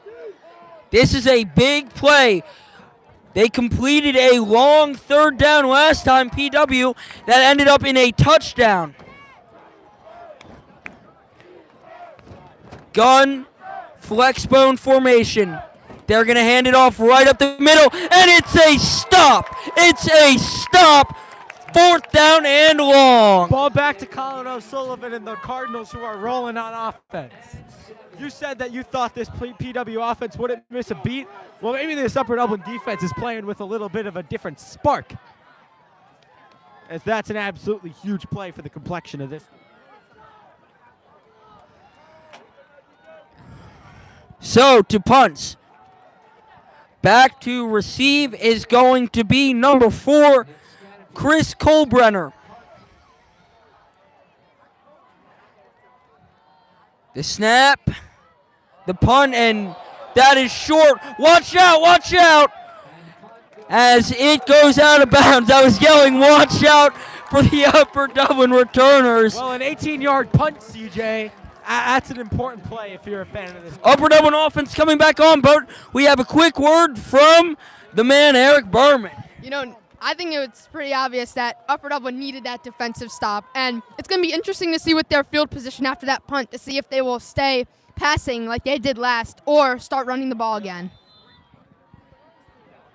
O'Sullivan gives the play call. Out wide to the bottom of your screen, that is Griffin Bensabine. They are playing very soft coverage on him. 1 safety high. O'Sullivan, it's going to be an end around. And now carving upfield is going to be Colbrenner, still going and brought down. Well, this has been a great high school football game. We said it at the beginning. This is what high school football should be. Hurricane Ida, COVID. This is what we've missed. We've missed fans in the stands. We've missed power runs. We've missed great tackles. What an unbelievable game here. And Upper Dublin has the ball to tie this one up. So 2nd down and 4 after the creative reverse play there. 2 wide receivers. It's Callahan and it's Pensabine. It's going to be a quick carry. Tawfiq Bartlett. Bartlett going to get solid yardage, but there is some laundry on the field. Bartlett's a power fullback, folks. He's an old school fullback. He puts his pads down and he goes and gets that 1st down. It looks like Upper Dublin might be moving backwards. False start on Upper Dublin. Curious that they didn't legal procedure, but gives the false start motion. So 5 yards back. Upper Dublin going to have to replay the down. Still technically a 2-yard gain on first, but definitely not what they wanted after a solid 2nd down run. No, absolutely not. You can't give the ball to your fullback on 2nd and 8, down 7 here. Remember, we're about 3 minutes to go here in the 3rd quarter, so there's still a lot of time. It's a 1-score game. O'Sullivan's playing brilliant football since the pick 6, and this Upper Dublin offense is moving the football. Nafis McIntyre lined up in the slot. O'Sullivan looking, running it. Bartlett And he's going to gain a good amount of those yards back, making it a 3rd and manageable. Well, I guess I'll eat my words. I said you can't give it to your fullback on 2nd and 8, but apparently you can. Stop calling him a fullback. Tawfiq Bartlett is a running back. He is a halfback for Upper Dublin. He's just a powerful runner. 3rd down. This is probably 4-down territory for the Cardinals, down by 7. Timeout charged That could Upper be a Dublin. big timeout. That's a big timeout. Eric, what do you think right now about this game? I think that, like Jake said in the last drive, 3 points could be a must, but 7 points is a want. It'll be interesting to see whether they run it here with Tawfiq Bartlett or Nafis McIntyre to get that first down, or throw it to a wide receiver to get the first. I'm not sure how I feel about the using of the timeout in the second half. I understand in the first half you can't take them to the second half with you. You know they don't do you any good in the locker room. But in the second half, in a close game, those timeouts might be the difference between, having a minute at the end of the game down 3 or having a minute 40. So that's an interesting timeout by Upper Dublin. Really want to make sure they get this 3rd down right. They think this is a big, important play, and it is. I do think it is 4-down territory, CJ. Wouldn't you agree? I'd agree. It's definitely 4-down territory. It's a long field goal no matter what, and it's way too close to punt. You might as well go for it on 4th if you don't get it here on 3rd. They're showing soft coverage, showing man coverage. Don't be surprised if it shifts to a cover 2 zone. It's a quick out, almost brought in, just a little off by O'Sullivan. That's a tough adjustment to make. You can't. And they're going for it. Yeah. 4th down and 4. It's officially going to be, and this is a big play. You give the ball to PW in this field position, you feel like they've got 3 points in their hip pocket the way they've ran the ball. But Upper Dublin here really trying to keep this a close game, trying to stay in here, go blow for blow into the 4th quarter. Chris Colbrenner checking back in. Nafis McIntyre and Tawfiq Bartlett out. This means we're probably going to see an empty look from Upper Dublin. Yes. Watch out. There could be some motion by either Lee or Colbrenner in the slot. We're not going to see any. Blitz is sent. Looking, firing, out of bounds. Yeah, O'Sullivan, he didn't have anyone. He gets to the left side of the pocket. It's just no one's home. He trying to get it in there. There's just nowhere to put that football. Really nice defense by that Colonial team.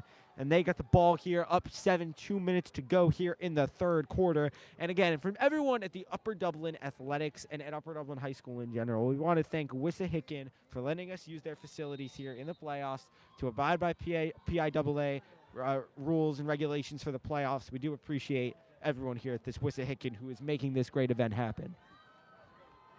So, man in motion. It's going to be a triple option. McLaughlin. Cerisier set the edge. Yeah, Cerisier set the edge. That could have been a 10-yard pickup. That could have been a 1st down. Nice job there by DJ Cerisier getting to the outside, pushing him out of bounds for a 2-yard pickup. Called a 3-yard pickup. About 2nd down and 7 here. 2nd down and 7 to go. Upper Dublin, they're probably going to be sending a bit more. They've been running that option quite a lot as of late. It's going to be a quarterback power that Upper Dublin stops. Oh, no, there's a flag. It looks like it's going to be on the defense from what I saw. Flag from the back. Let's see. Holding offense. What do you do here? I mean, this is the age-old question, right? You're a run-first team, and it's 2nd and a lot. 2nd and long. I think you got to go with your bread and butter. You've really broken a lot of runs in this game. Your throwing has you a touchdown, but really not much else. I think you got to stick with your bread and butter and what's gotten you this 7-point lead. You got to keep with the option. It's what you do best. Well, Upper Dublin, they are going to accept the penalty and keep it at 2nd down instead of 3rd down. It is 2nd and 18, though. Getting the play call from the sideline. PW. Can't be much time left on the play clock, as it's nothing. So a successful decision there by Coach Stover there. Going to get a longer third down than previous. Watch the pass. That was a really important second down, right, CJ? I mean, go from 3rd and 5 to like 3rd and 18, 3rd and 15 is what it's officially going to be called. This is a tough pickup here. If you're the PW Colonials, big change in momentum, it seems. Upper Dublin trying to get off the field one more time. Get the ball going into the fourth quarter. Ball on Colonials 31. They're showing 2 wide receivers out wide. We still got 8 guys in the box if you're Upper Dublin. It's a run. QB, he's down. We're going to see a punt. No gain on the play. 4th and 14. 4th and 14, over 40 seconds, so they are going to run a play. And another punt, like last punt for PW, and we could have some great field position. Eric Berman there on the helpful analysis here. And we talk about field position. He's absolutely right, CJ? This is turning into a field position game. Upper Dublin's given PW good field position, and they haven't done much with it. And then they've given UD good field position, and sometimes they've converted, sometimes they've stalled out. It'll be about the 44. 13 seconds left in the third quarter. I guess we'll take you to the quarter break and then take a break ourselves. Yeah, solid punt there, much better than the last one. Probably just a misfire there, which you can chalk it up to. Upper Dublin, first time in a long time, they're going to be more than likely going into a fourth quarter trailing.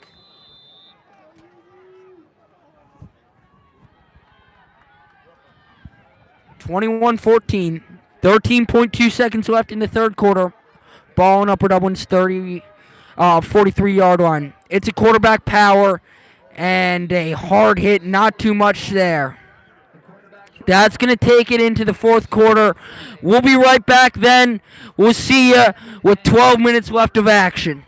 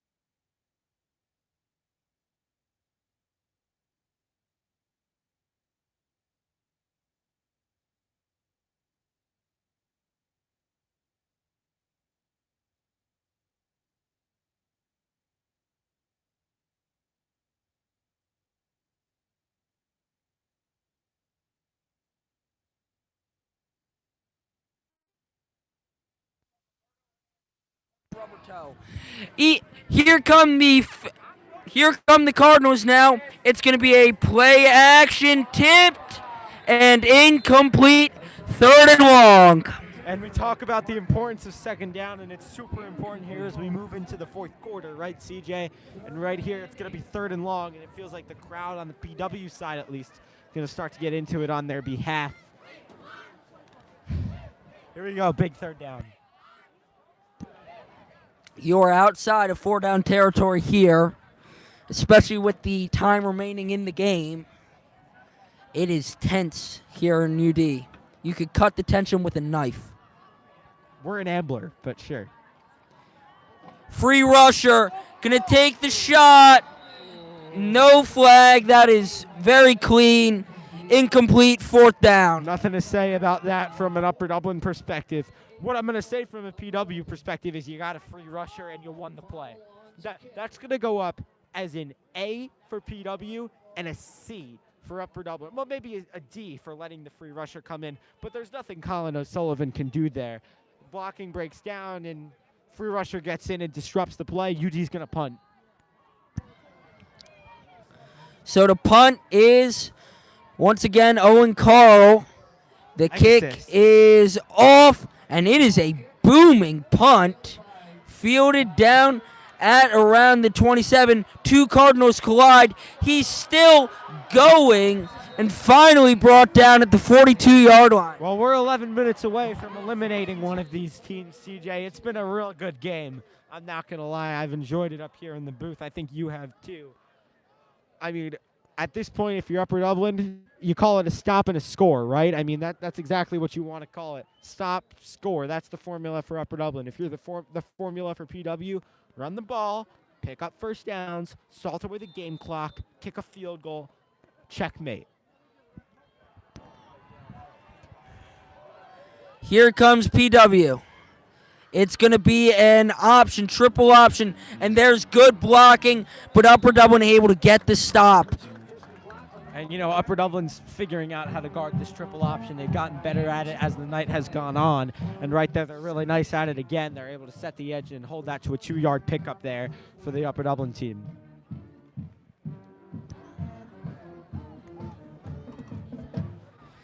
Second down and 8 to go with 11 minutes left in the fourth quarter. 21 for PW, 14 for UD. It's another option. Quarterback fakes it, and he gets the first. A beautiful body fake to freeze the defender. And he puts his shoulder down and makes sure he gets that first down. You don't see that often out of your quarterback. He absolutely puts his shoulder down, finishes that run with a little bit of emphasis. And we talked about your PW, run the ball, pick up first downs, kick a field goal, call it a game. And PW they're following that formula pretty well right now.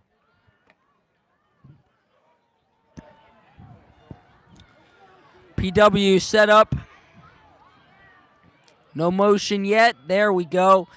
It's going to be a run directly up the middle and a okay gain there of around 2 or 3. Well, it's less about the gain if you're PW and more about the clock that's moving at this point, right? So, you know, PW keeps the ball on the ground, the clock keeps moving. It's exactly what you want if you're a fan of the Colonials. You're a fan of the Cardinals, you just got to make 3 straight stops and force them to punt, pretty much. That's your job at this point. You know, they call football a game of turnovers. There's been 1 turnover today. It was a pick 6. It's a 7-point game. It's going to be a run up the middle and a touchdown. PW 27, Cardinals 14, PAT pending. And what way for this game to get an exclamation mark than with a beautiful run block scheme, a wide open hole, and breakaway speed on a rushing touchdown for the Plymouth-Whitemarsh Colonials. I can't think of a more emblematic way for this one to, you know, get close to a PW win. Sproul on for the extra point. Kick is up. It's good. It's once again a 14-point game with 9 minutes and 47 seconds left in the football game and potentially the season. We'll be back after a quick break.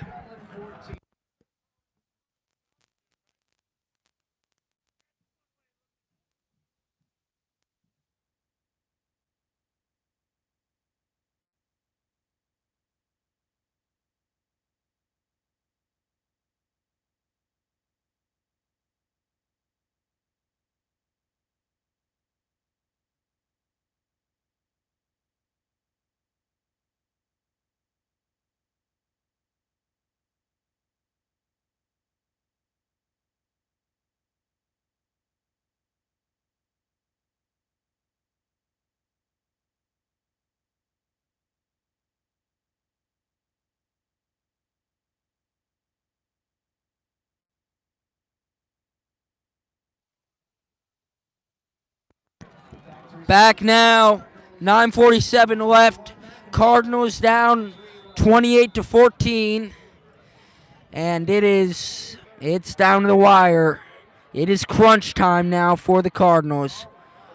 Another That's short punt. a short punt. Colebrenner going to bring it in. And they call the play dead pretty fast. Short kick, excuse me, not a punt. Yeah, they do call it dead pretty fast. And we talked about what's a must, right? We talk about 3 is a must, 7's a must. What's a must here? 7 points is a must for the Upper Dublin Cardinals. This is 4-down territory, no matter how you slice it, inside 10 minutes. 2-score game, 14-point game. At any point, does a field goal help you? No, it does not. A touchdown or the season is practically over for the Upper Dublin Flying Cardinals here in Wissahickon. It's time to start throwing the ball and throwing it a bit more. Man in motion. It's going to be a pass right off the start, right off the rip, a pass. McIntyre on a quick little bubble screen. Nothing special, a few yards there.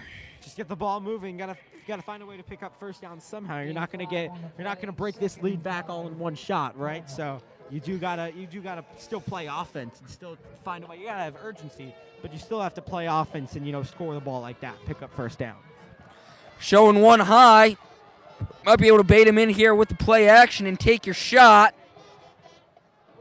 Looking for a screen. Defense smothering, and down goes O'Sullivan. So when you're a football team and you know your opponent has to pass, you can send everyone. Because it doesn't matter. If you can get home to the quarterback, you don't have to worry about a running play because it's not really an option. That second down there perfectly shows the mind advantage Plymouth-Whitemarsh has. They're just sending 5-6 guys, dropping the rest into man coverage. They've got a deep safety. They're doing just fine. They're salting away this one. The clock is moving. 28-14. PW here, 8.5. It's going to be a pass here on 3rd down. O'Sullivan fires over the middle and caught. It's a big gain. Griffin Pensabine down to the 36-yard line, 38-yard line, my fault. 8:21 left. Clock will stop until the ball is placed. And now it's actually starting again. Well, if there was ever a play that Upper Dublin needed, it was a strike. I mean, Colin O'Sullivan delivers a strike to Pensabine, keeps them in this football game a little longer. O'Sullivan, pass over the middle. Mike Wright just a little past him. Michael Wright hasn't played much all season, right? So that chemistry just isn't there as much as it is with some of the other guys. But certainly a close. Upper Dublin, that's been the story of this one today. 8 minutes here as CJ and Berman are having some words.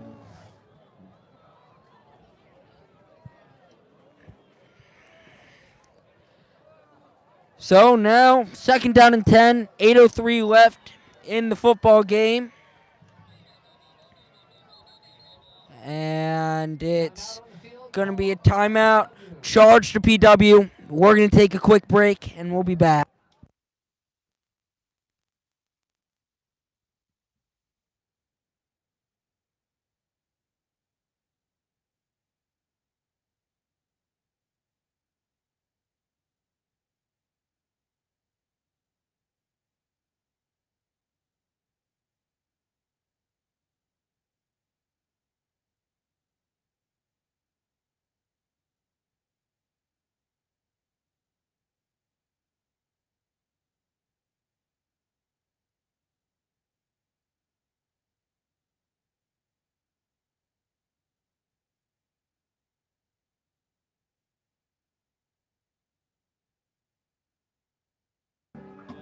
Back now, 8:03 left in the football game.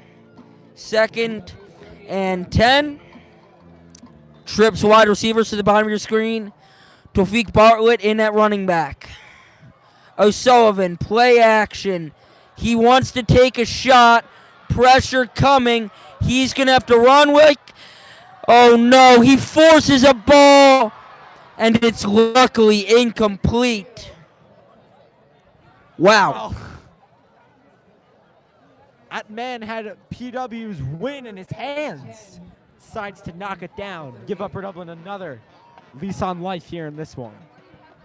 Could not stay inbounds. Tried to flick it back inbounds just in case he had one of his guys right there. 7:53. Upper Dublin, 3rd and 10. Definitely 4th down territory now. Absolutely. McIntyre lined up in the slot. 4 wide receivers in the gun. O'Sullivan takes the pass, throws it, has a man. Pensabine, I believe he reaches forward, gets the first down.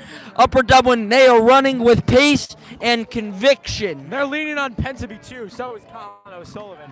Really leaning on Griffin Pensabie here in this one. Trying to get those first downs, keep the ball moving. Pensabie in those sturdy hands, doing a good job of it.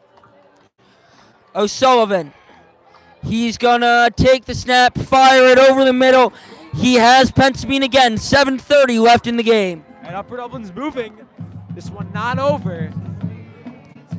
And yeah, Upper Dublin's got to run up to the line, and they are. 2nd and 1 yard to go. O'Sullivan looking towards the sideline. Players coming towards the sideline. Clock is stopped. Okay, here we go. Now the clock is running. Took a bit of time there to place the ball. O'Sullivan and the fellow Cardinals rush back to it.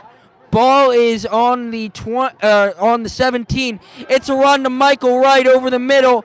I'm on target right there. It's coming down to the wire, folks. To kick the extra point now. Of course, very important. Kicks up. It's good.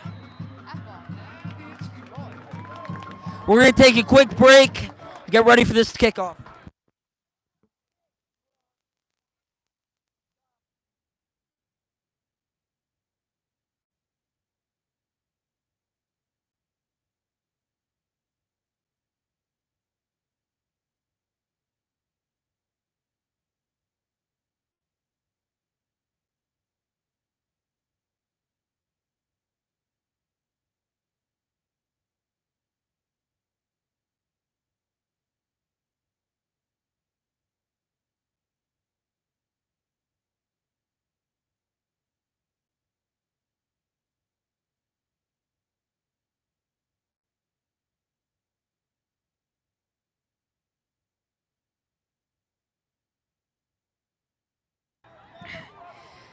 Well, everyone, get your Bibles and pray to Jesus. We need a defensive stop. Alrighty. This game is taking a weirdly religious tone, it seems.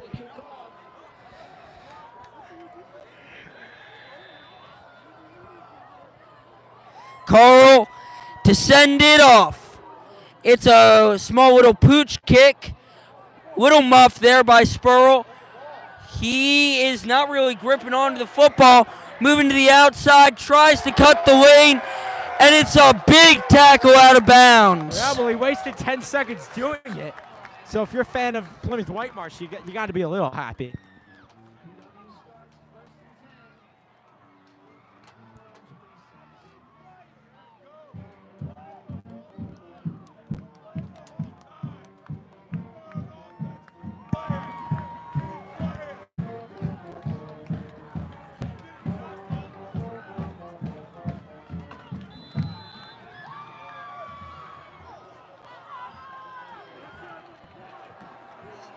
Once again, gun flex bone, fans on their feet.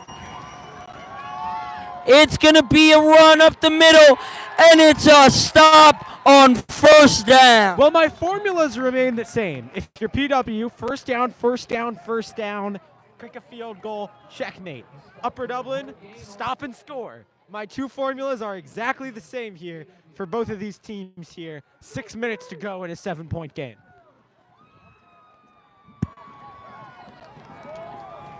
Second down and 10.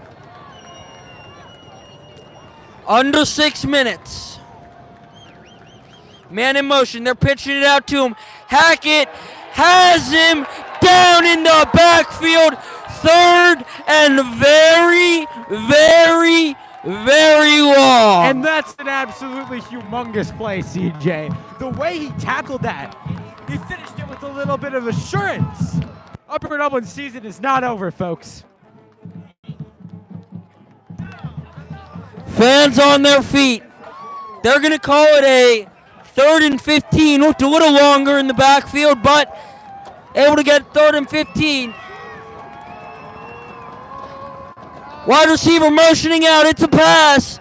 Looking, giving pressure, and he's down, out of bounds.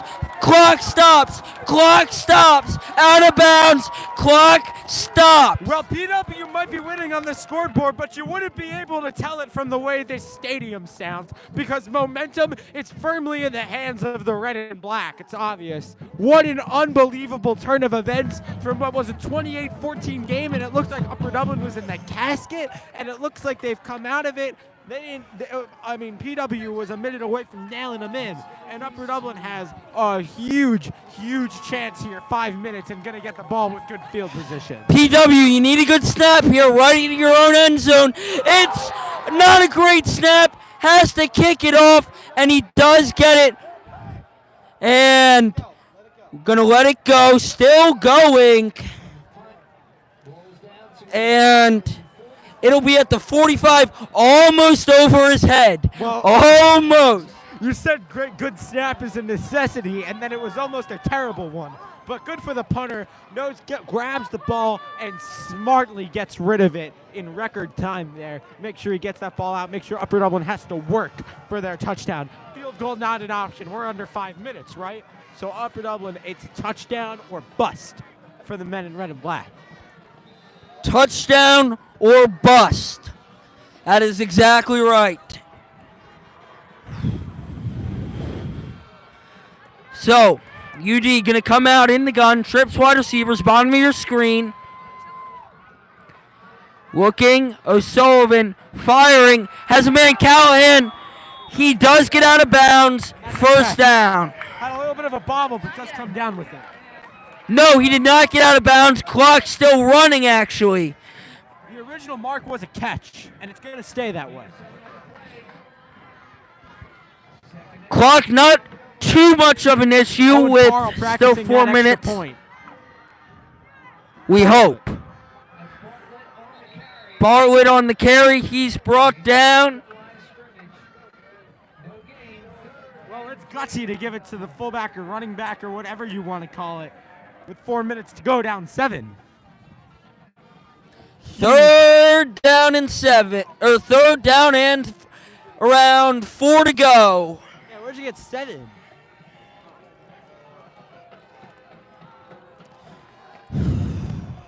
Pistol strong formation. Upper Dublin.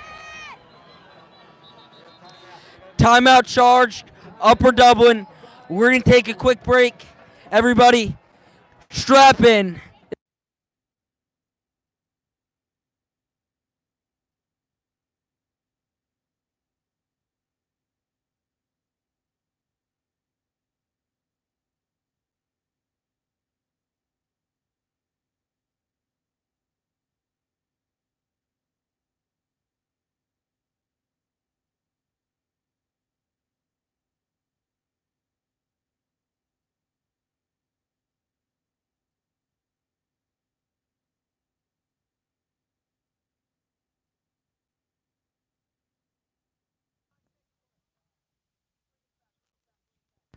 We're back here. Jake Levine along with CJ Ambrose here for an absolutely huge 3rd down.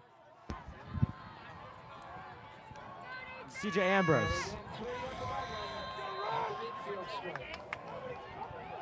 Third and 3. Nobody's covering the slot receiver. Watch that. Get the snap off. And it's a first down, Brett Callahan. Still going down to 31. O'Sullivan read it.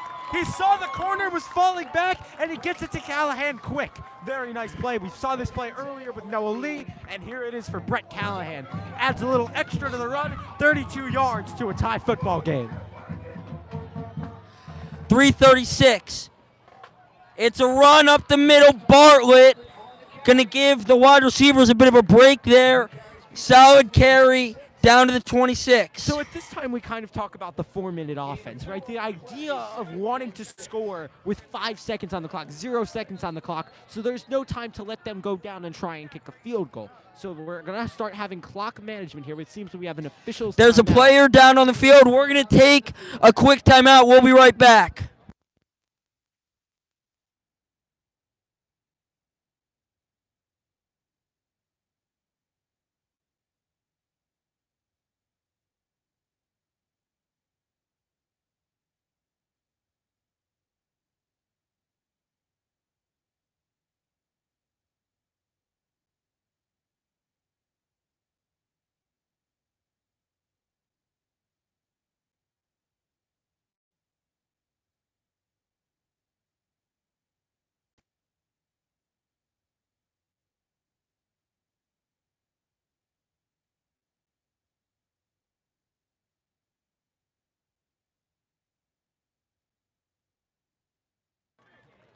Riley Hackett did indeed get off on his own power. 2nd down and 6, 3 minutes, 15 seconds to go in this one. CJ Ambrose, what's the game plan? Score with any means necessary. At the PW 26-yard line. Snap. Flea flicker, going for it all. And no flags. Oh, I love the play call. I love the. And the announcer, not the announcers, excuse me, I'm the announcer. The fans are not happy. Was that ball a bit underthrown to call DPI? That'll be the question after this one for sure. Flea flicker almost ends up in a UD touchdown. 3rd and 6. 3rd down and 6 to go. 4 down territory.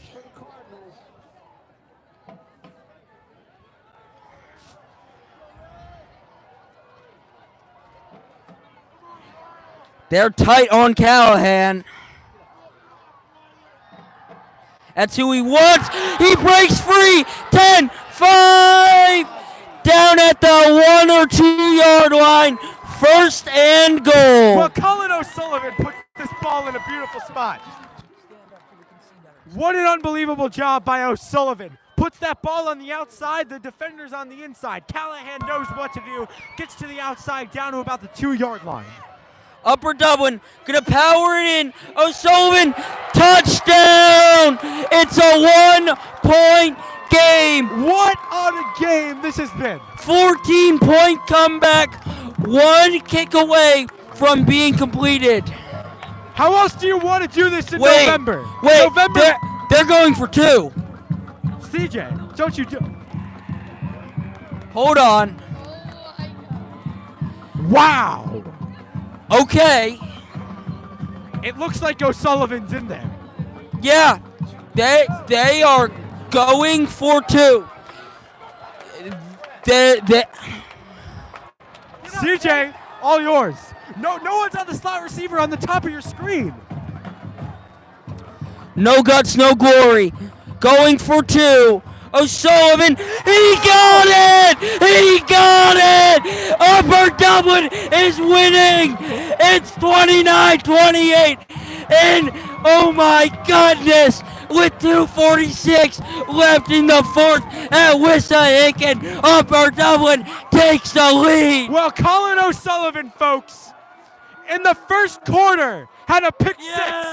Since that pick 6, he's played a flawless game.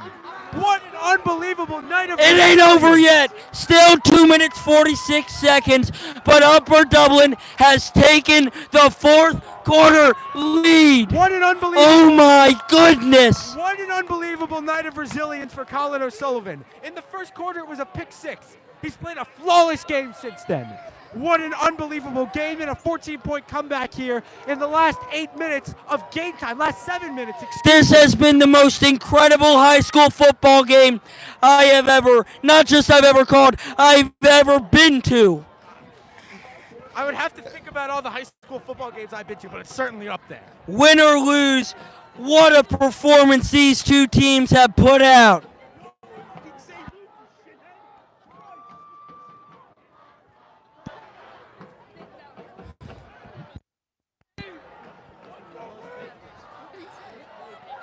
So, the kickoff now is number 44, Owen Carl.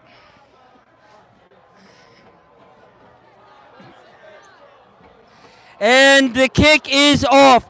It's going to be fielded around the 20. Bringing it, PW brought down at the 22.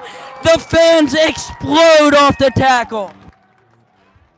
Well, we said it would be a game of quarterbacks. We really did. Colin O'Sullivan's done his part.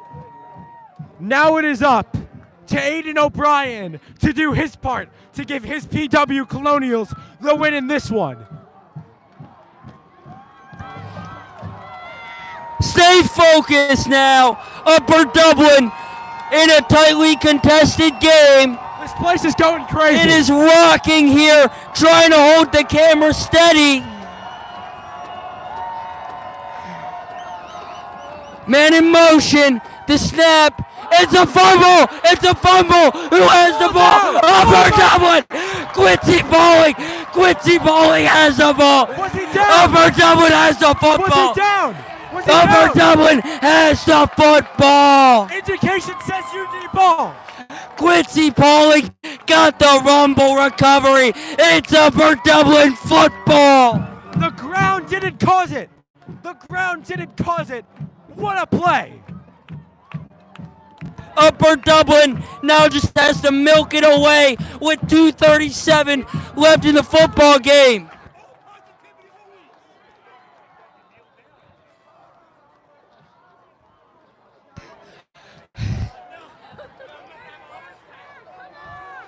I am lightheaded out of excitement. This has been a great game. T formation. It's a carry. It's a solid run. McIntyre down to the 6-yard line. Well, I said before when it looked like PW was in the driver's seat, that's how they should win. A run by McIntyre into the 6 is how UD should win this one.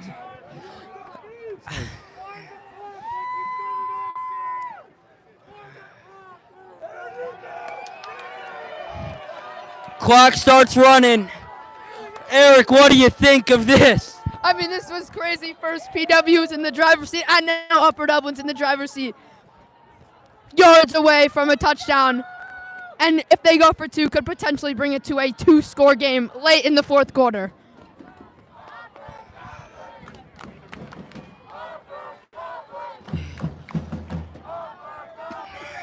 Bit of confusion now. We're going to get a timeout, and we need to take a quick timeout. The adrenaline. Oh, my goodness.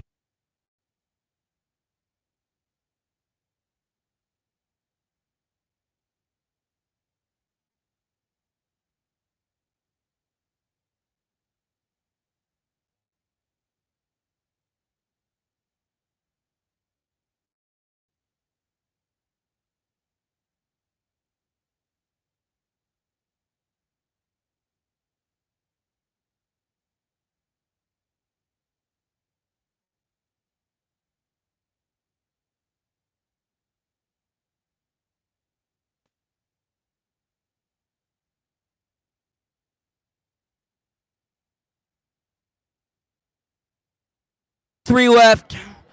First and goal at the 5. T formation, Upper Dublin. It's a carry.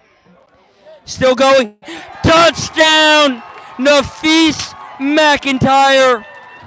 The comeback already complete. Do you go for 2 Upper again? Dublin might have. Why not? Make it a 2-possession game. Important.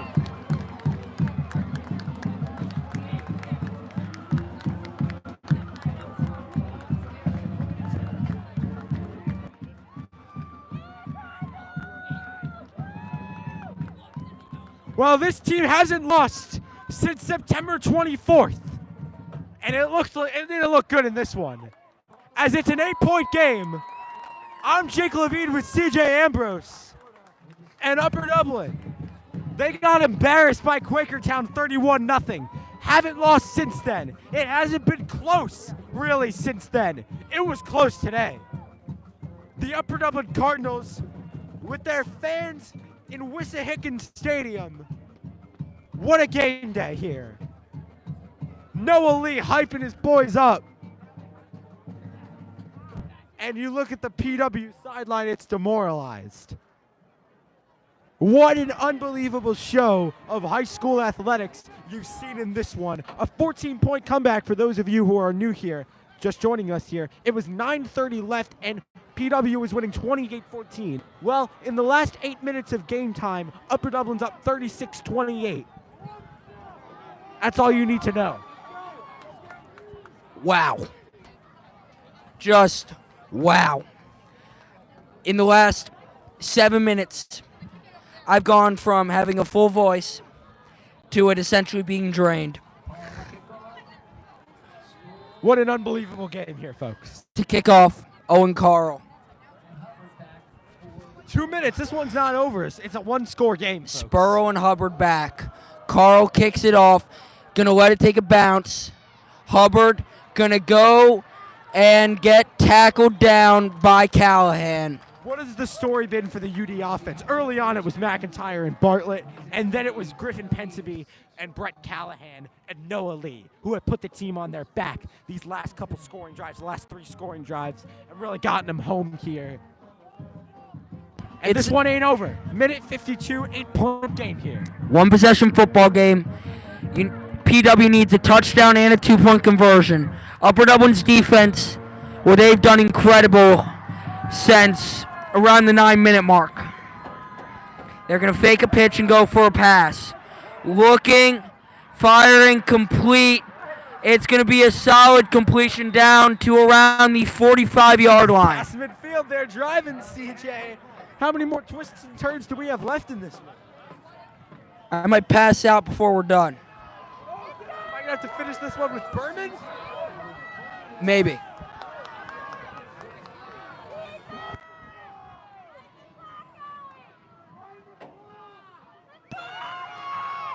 The clock is stopped.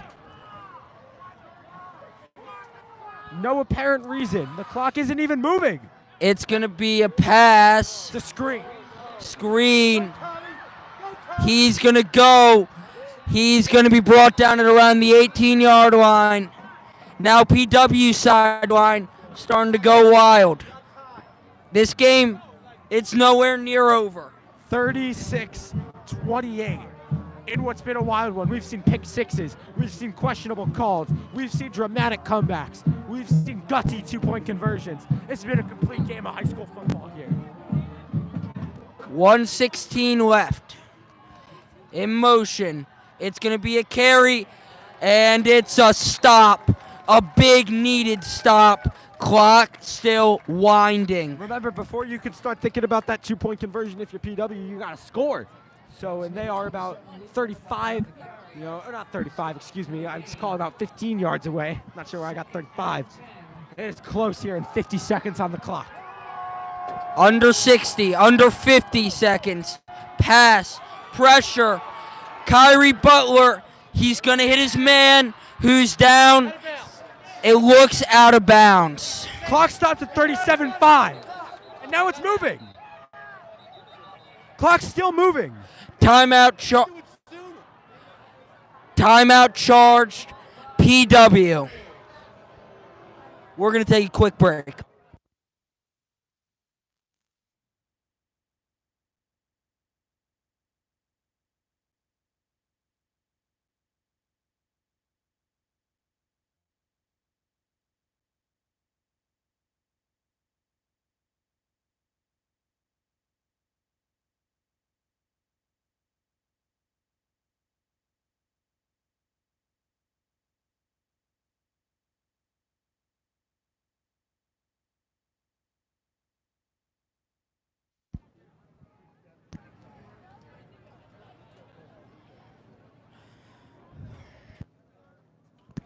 Back now, 32.6 seconds left.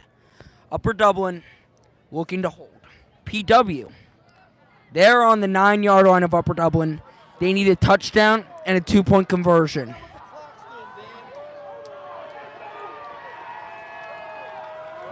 Ball at the 9.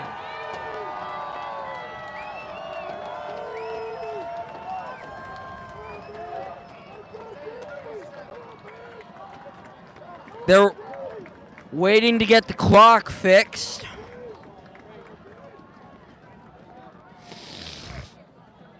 They reset the game clock to 37 seconds after the little snafu with getting the clock stopped after the timeout. 37 seconds on the clock. 37 remaining. In the pistol. It's going to be a play action. Butler giving chase. It's going to be a sack out of bounds. 30.6 left. And this has been a duel of the quarterbacks, just like I said before we kicked off. And they have both showed out. Aiden O'Brien here. 30 seconds to take this game to OT and give us more of this. Holy crap, it's 4th down. 4th down and 2. The Colonials season on the line. 4th and 6. Upper Dublin needs the stop. Colonial. Hackett tries getting him. Still going. Still looking. Still going. And first down with 18 seconds. One of the wildest plays I have seen for this entire season. Aiden O'Brien avoids at least 5 or 6 defenders. This game. I'm at a loss for words, and that's rare that happens. We got an injury on the sideline where the first down was, and we're going to take a little injury timeout.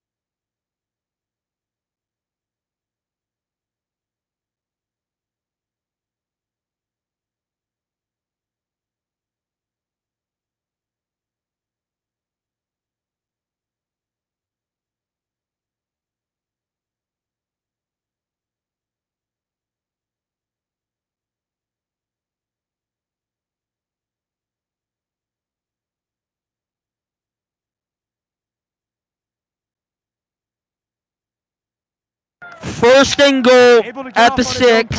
Chris Colbrenner comes out of the game. The cover boy for the game day graphic. 18 and a half seconds left. First and goal. O'Brien.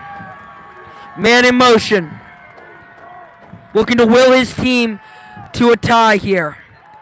It's a touchdown. Oh my goodness. Still needs the 2-point conversion. It's 3 yards to get it. 13.3 left. Well, 3 yards. That 2-point conversion looks like it's going to serve another purpose here, CJ. Instead, they would just have an extra point, the 2-point conversion. They're going to have to match it here. What play call do you think you're about to see on this 2-point conversion, CJ? Stick with your guns. Run it up the gut.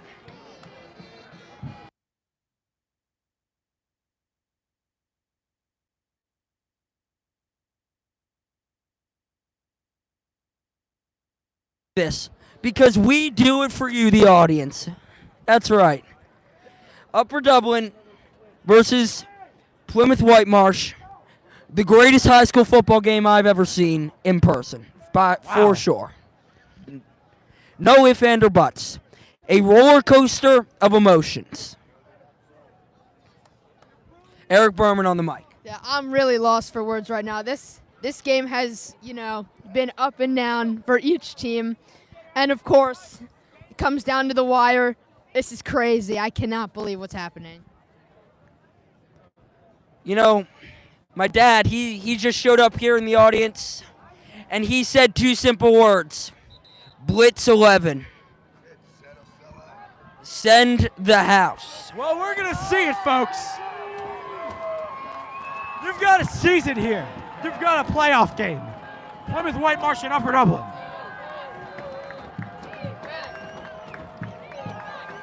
Man in motion. O'Brien in position. Another man. It's a run. O'Brien fumbles in the end zone.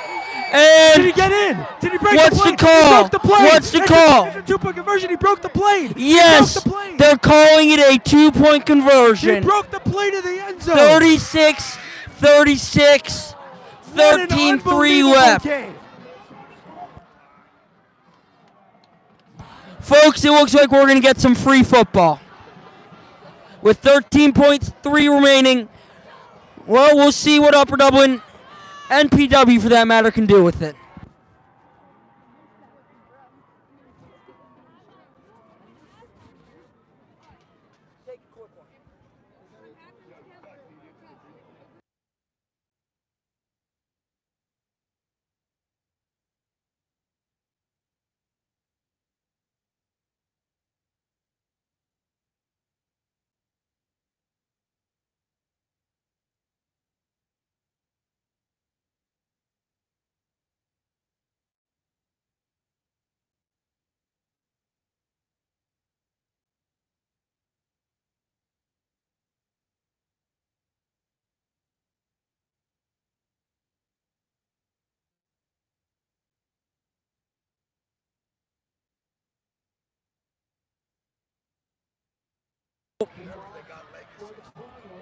with this game, you don't know. We could see 4 more touchdowns before overtime. Who knows? This has been an absolutely unbelievable football game. Sparrell lines up. No timeouts, Upper Dublin. He's going to kick it off. McIntyre, he's going to return. He's looking. He's not going to have too much space. Down with 7-2. Upper Dublin probably just going to knee it and take it in. Screen pass, draw something safe. Maybe just bomb it deep and make sure you've got a tackler. They might run one play, see if they can get it to around the 30-yard line. I mean, you've only got 7 seconds. I'm not sure you have 2 plays to kick a field goal. If you can get it down to the 30, maybe, in under 7, I don't know. I mean, I'm going to say this. There's been a lot of crazy stuff. 36-36. This is a tie game. These are 2 evenly matched. I mean, Upper Dublin, they're lining up. They're just going to run it. Bartlett down with 4.6. Folks, we're going to get free football here in Wissahickon. We'll be back in OT.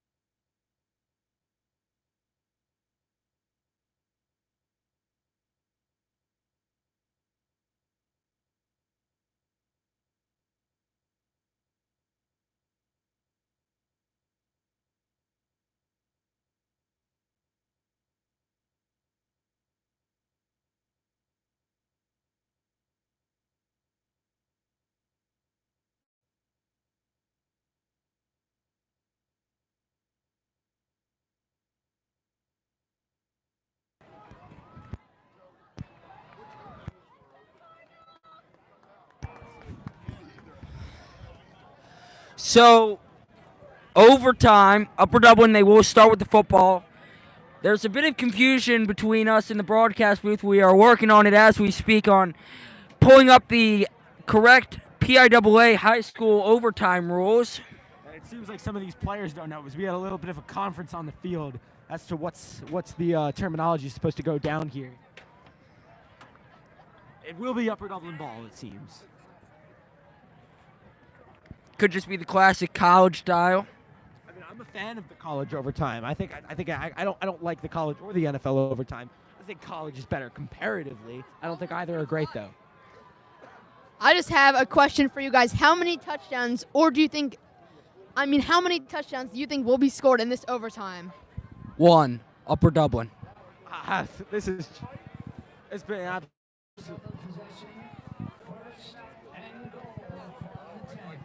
We got a little. The 10. So we got like 10-yard fight, it seems. So it's college OT as far as I'm concerned, but instead of at the 25, it's at the 10. Running with it is McIntyre, and he's down. It's a solid gain, though, a solid start. Second down and goal. Looks like you got a 1st and 10. Pick up a first down, pick up a touchdown, or don't, and kick a field goal. O'Sullivan got the call, running back to the huddle. After 5 yards on first. Staying in that T form.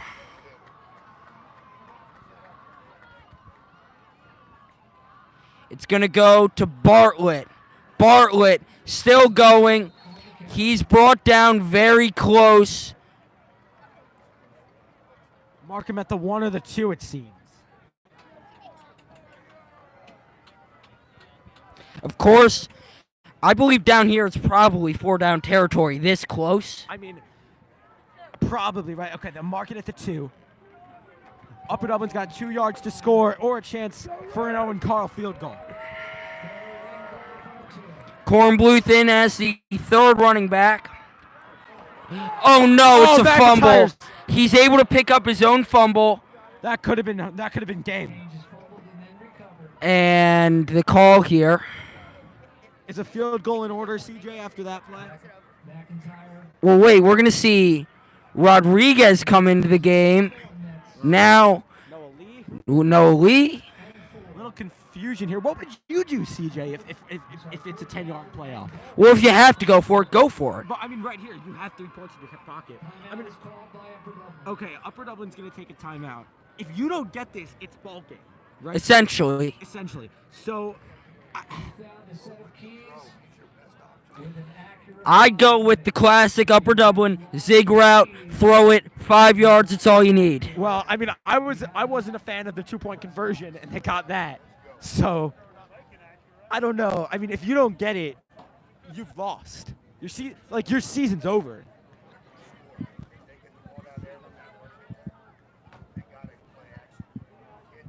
I mean, Upper Dublin has been ran all over by this Plymouth-Whitemarsh team. A field goal feels like you're almost giving them the win. It's going to be hard to hold that Plymouth-Whitemarsh team to just a field goal. An interesting call by Coach Stover. Call of the season, play of the season. CJ Ambrose, take it away.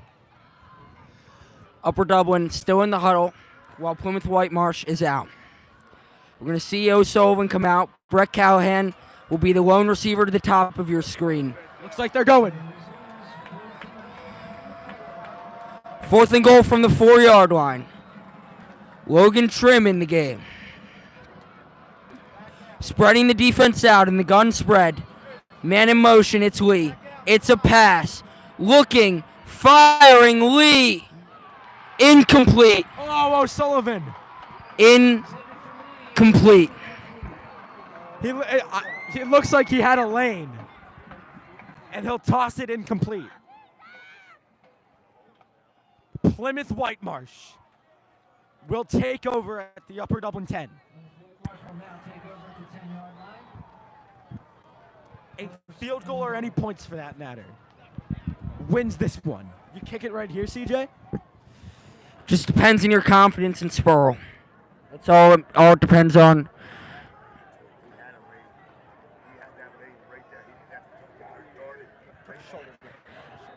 20/20 hindsight, maybe he could have run it.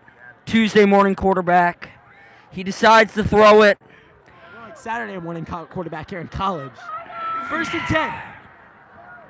And are they just going to kick? No, they're going to actually line up for a play. In the pistol. It's going to be a QB power. Running, and down and around the 4-yard line. So I think at this point they're just going to set it to where their kicker probably wants it. Or I guess they could just go for the touchdown and this one here. This is an Upper Dublin Cardinal team that has not lost since September 24th. 2nd and goal from the 3. McLaughlin going to get the play call. He's then going to relay that play call probably to his quarterback.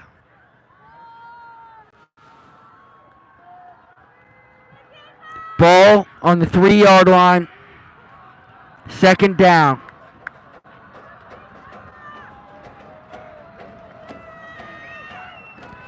It's a run. And he is down. Shy. Upper Dublin needs 2 stops. Just trying to run that ball, put him behind his blockers, just trying to get him in here. You need to sell out. If they beat you on the option, they beat you on the option. I mean, is this going to be a setup for the field goal at this point, or are they just going to try and go for the option? I think they're just going to go for the touchdown. It would be a punctual way to end this one with a rushing TD. Ball on the 1-yard line. Quick carry. Touchdown. Ball game. Plymouth-Whitemarsh wins the game, eliminating Upper Dublin from the PIAA playoffs in what is one of the most incredible games I've ever seen in high school football. Upper Dublin played a great game, as did PW. Players should keep their heads high after a great season. I'm CJ Ambrose with Jake Levine, and I want to thank you all for an incredible first year as the president of this club for the football season. Jake, Eric, Zach, and everyone we've had with us, Ethan, Ben, Jeremy, Josh. This has been incredible. Thank you to everyone. Thank you to everyone. This club can't exist without the support of all of you watching every Friday night. We will see you next year. Bigger, better, and stronger. I'm CJ Ambrose with Jake Levine. Thank you, Mr. Tranis. Thank you, John Squarey. We will see you again, UD football fans.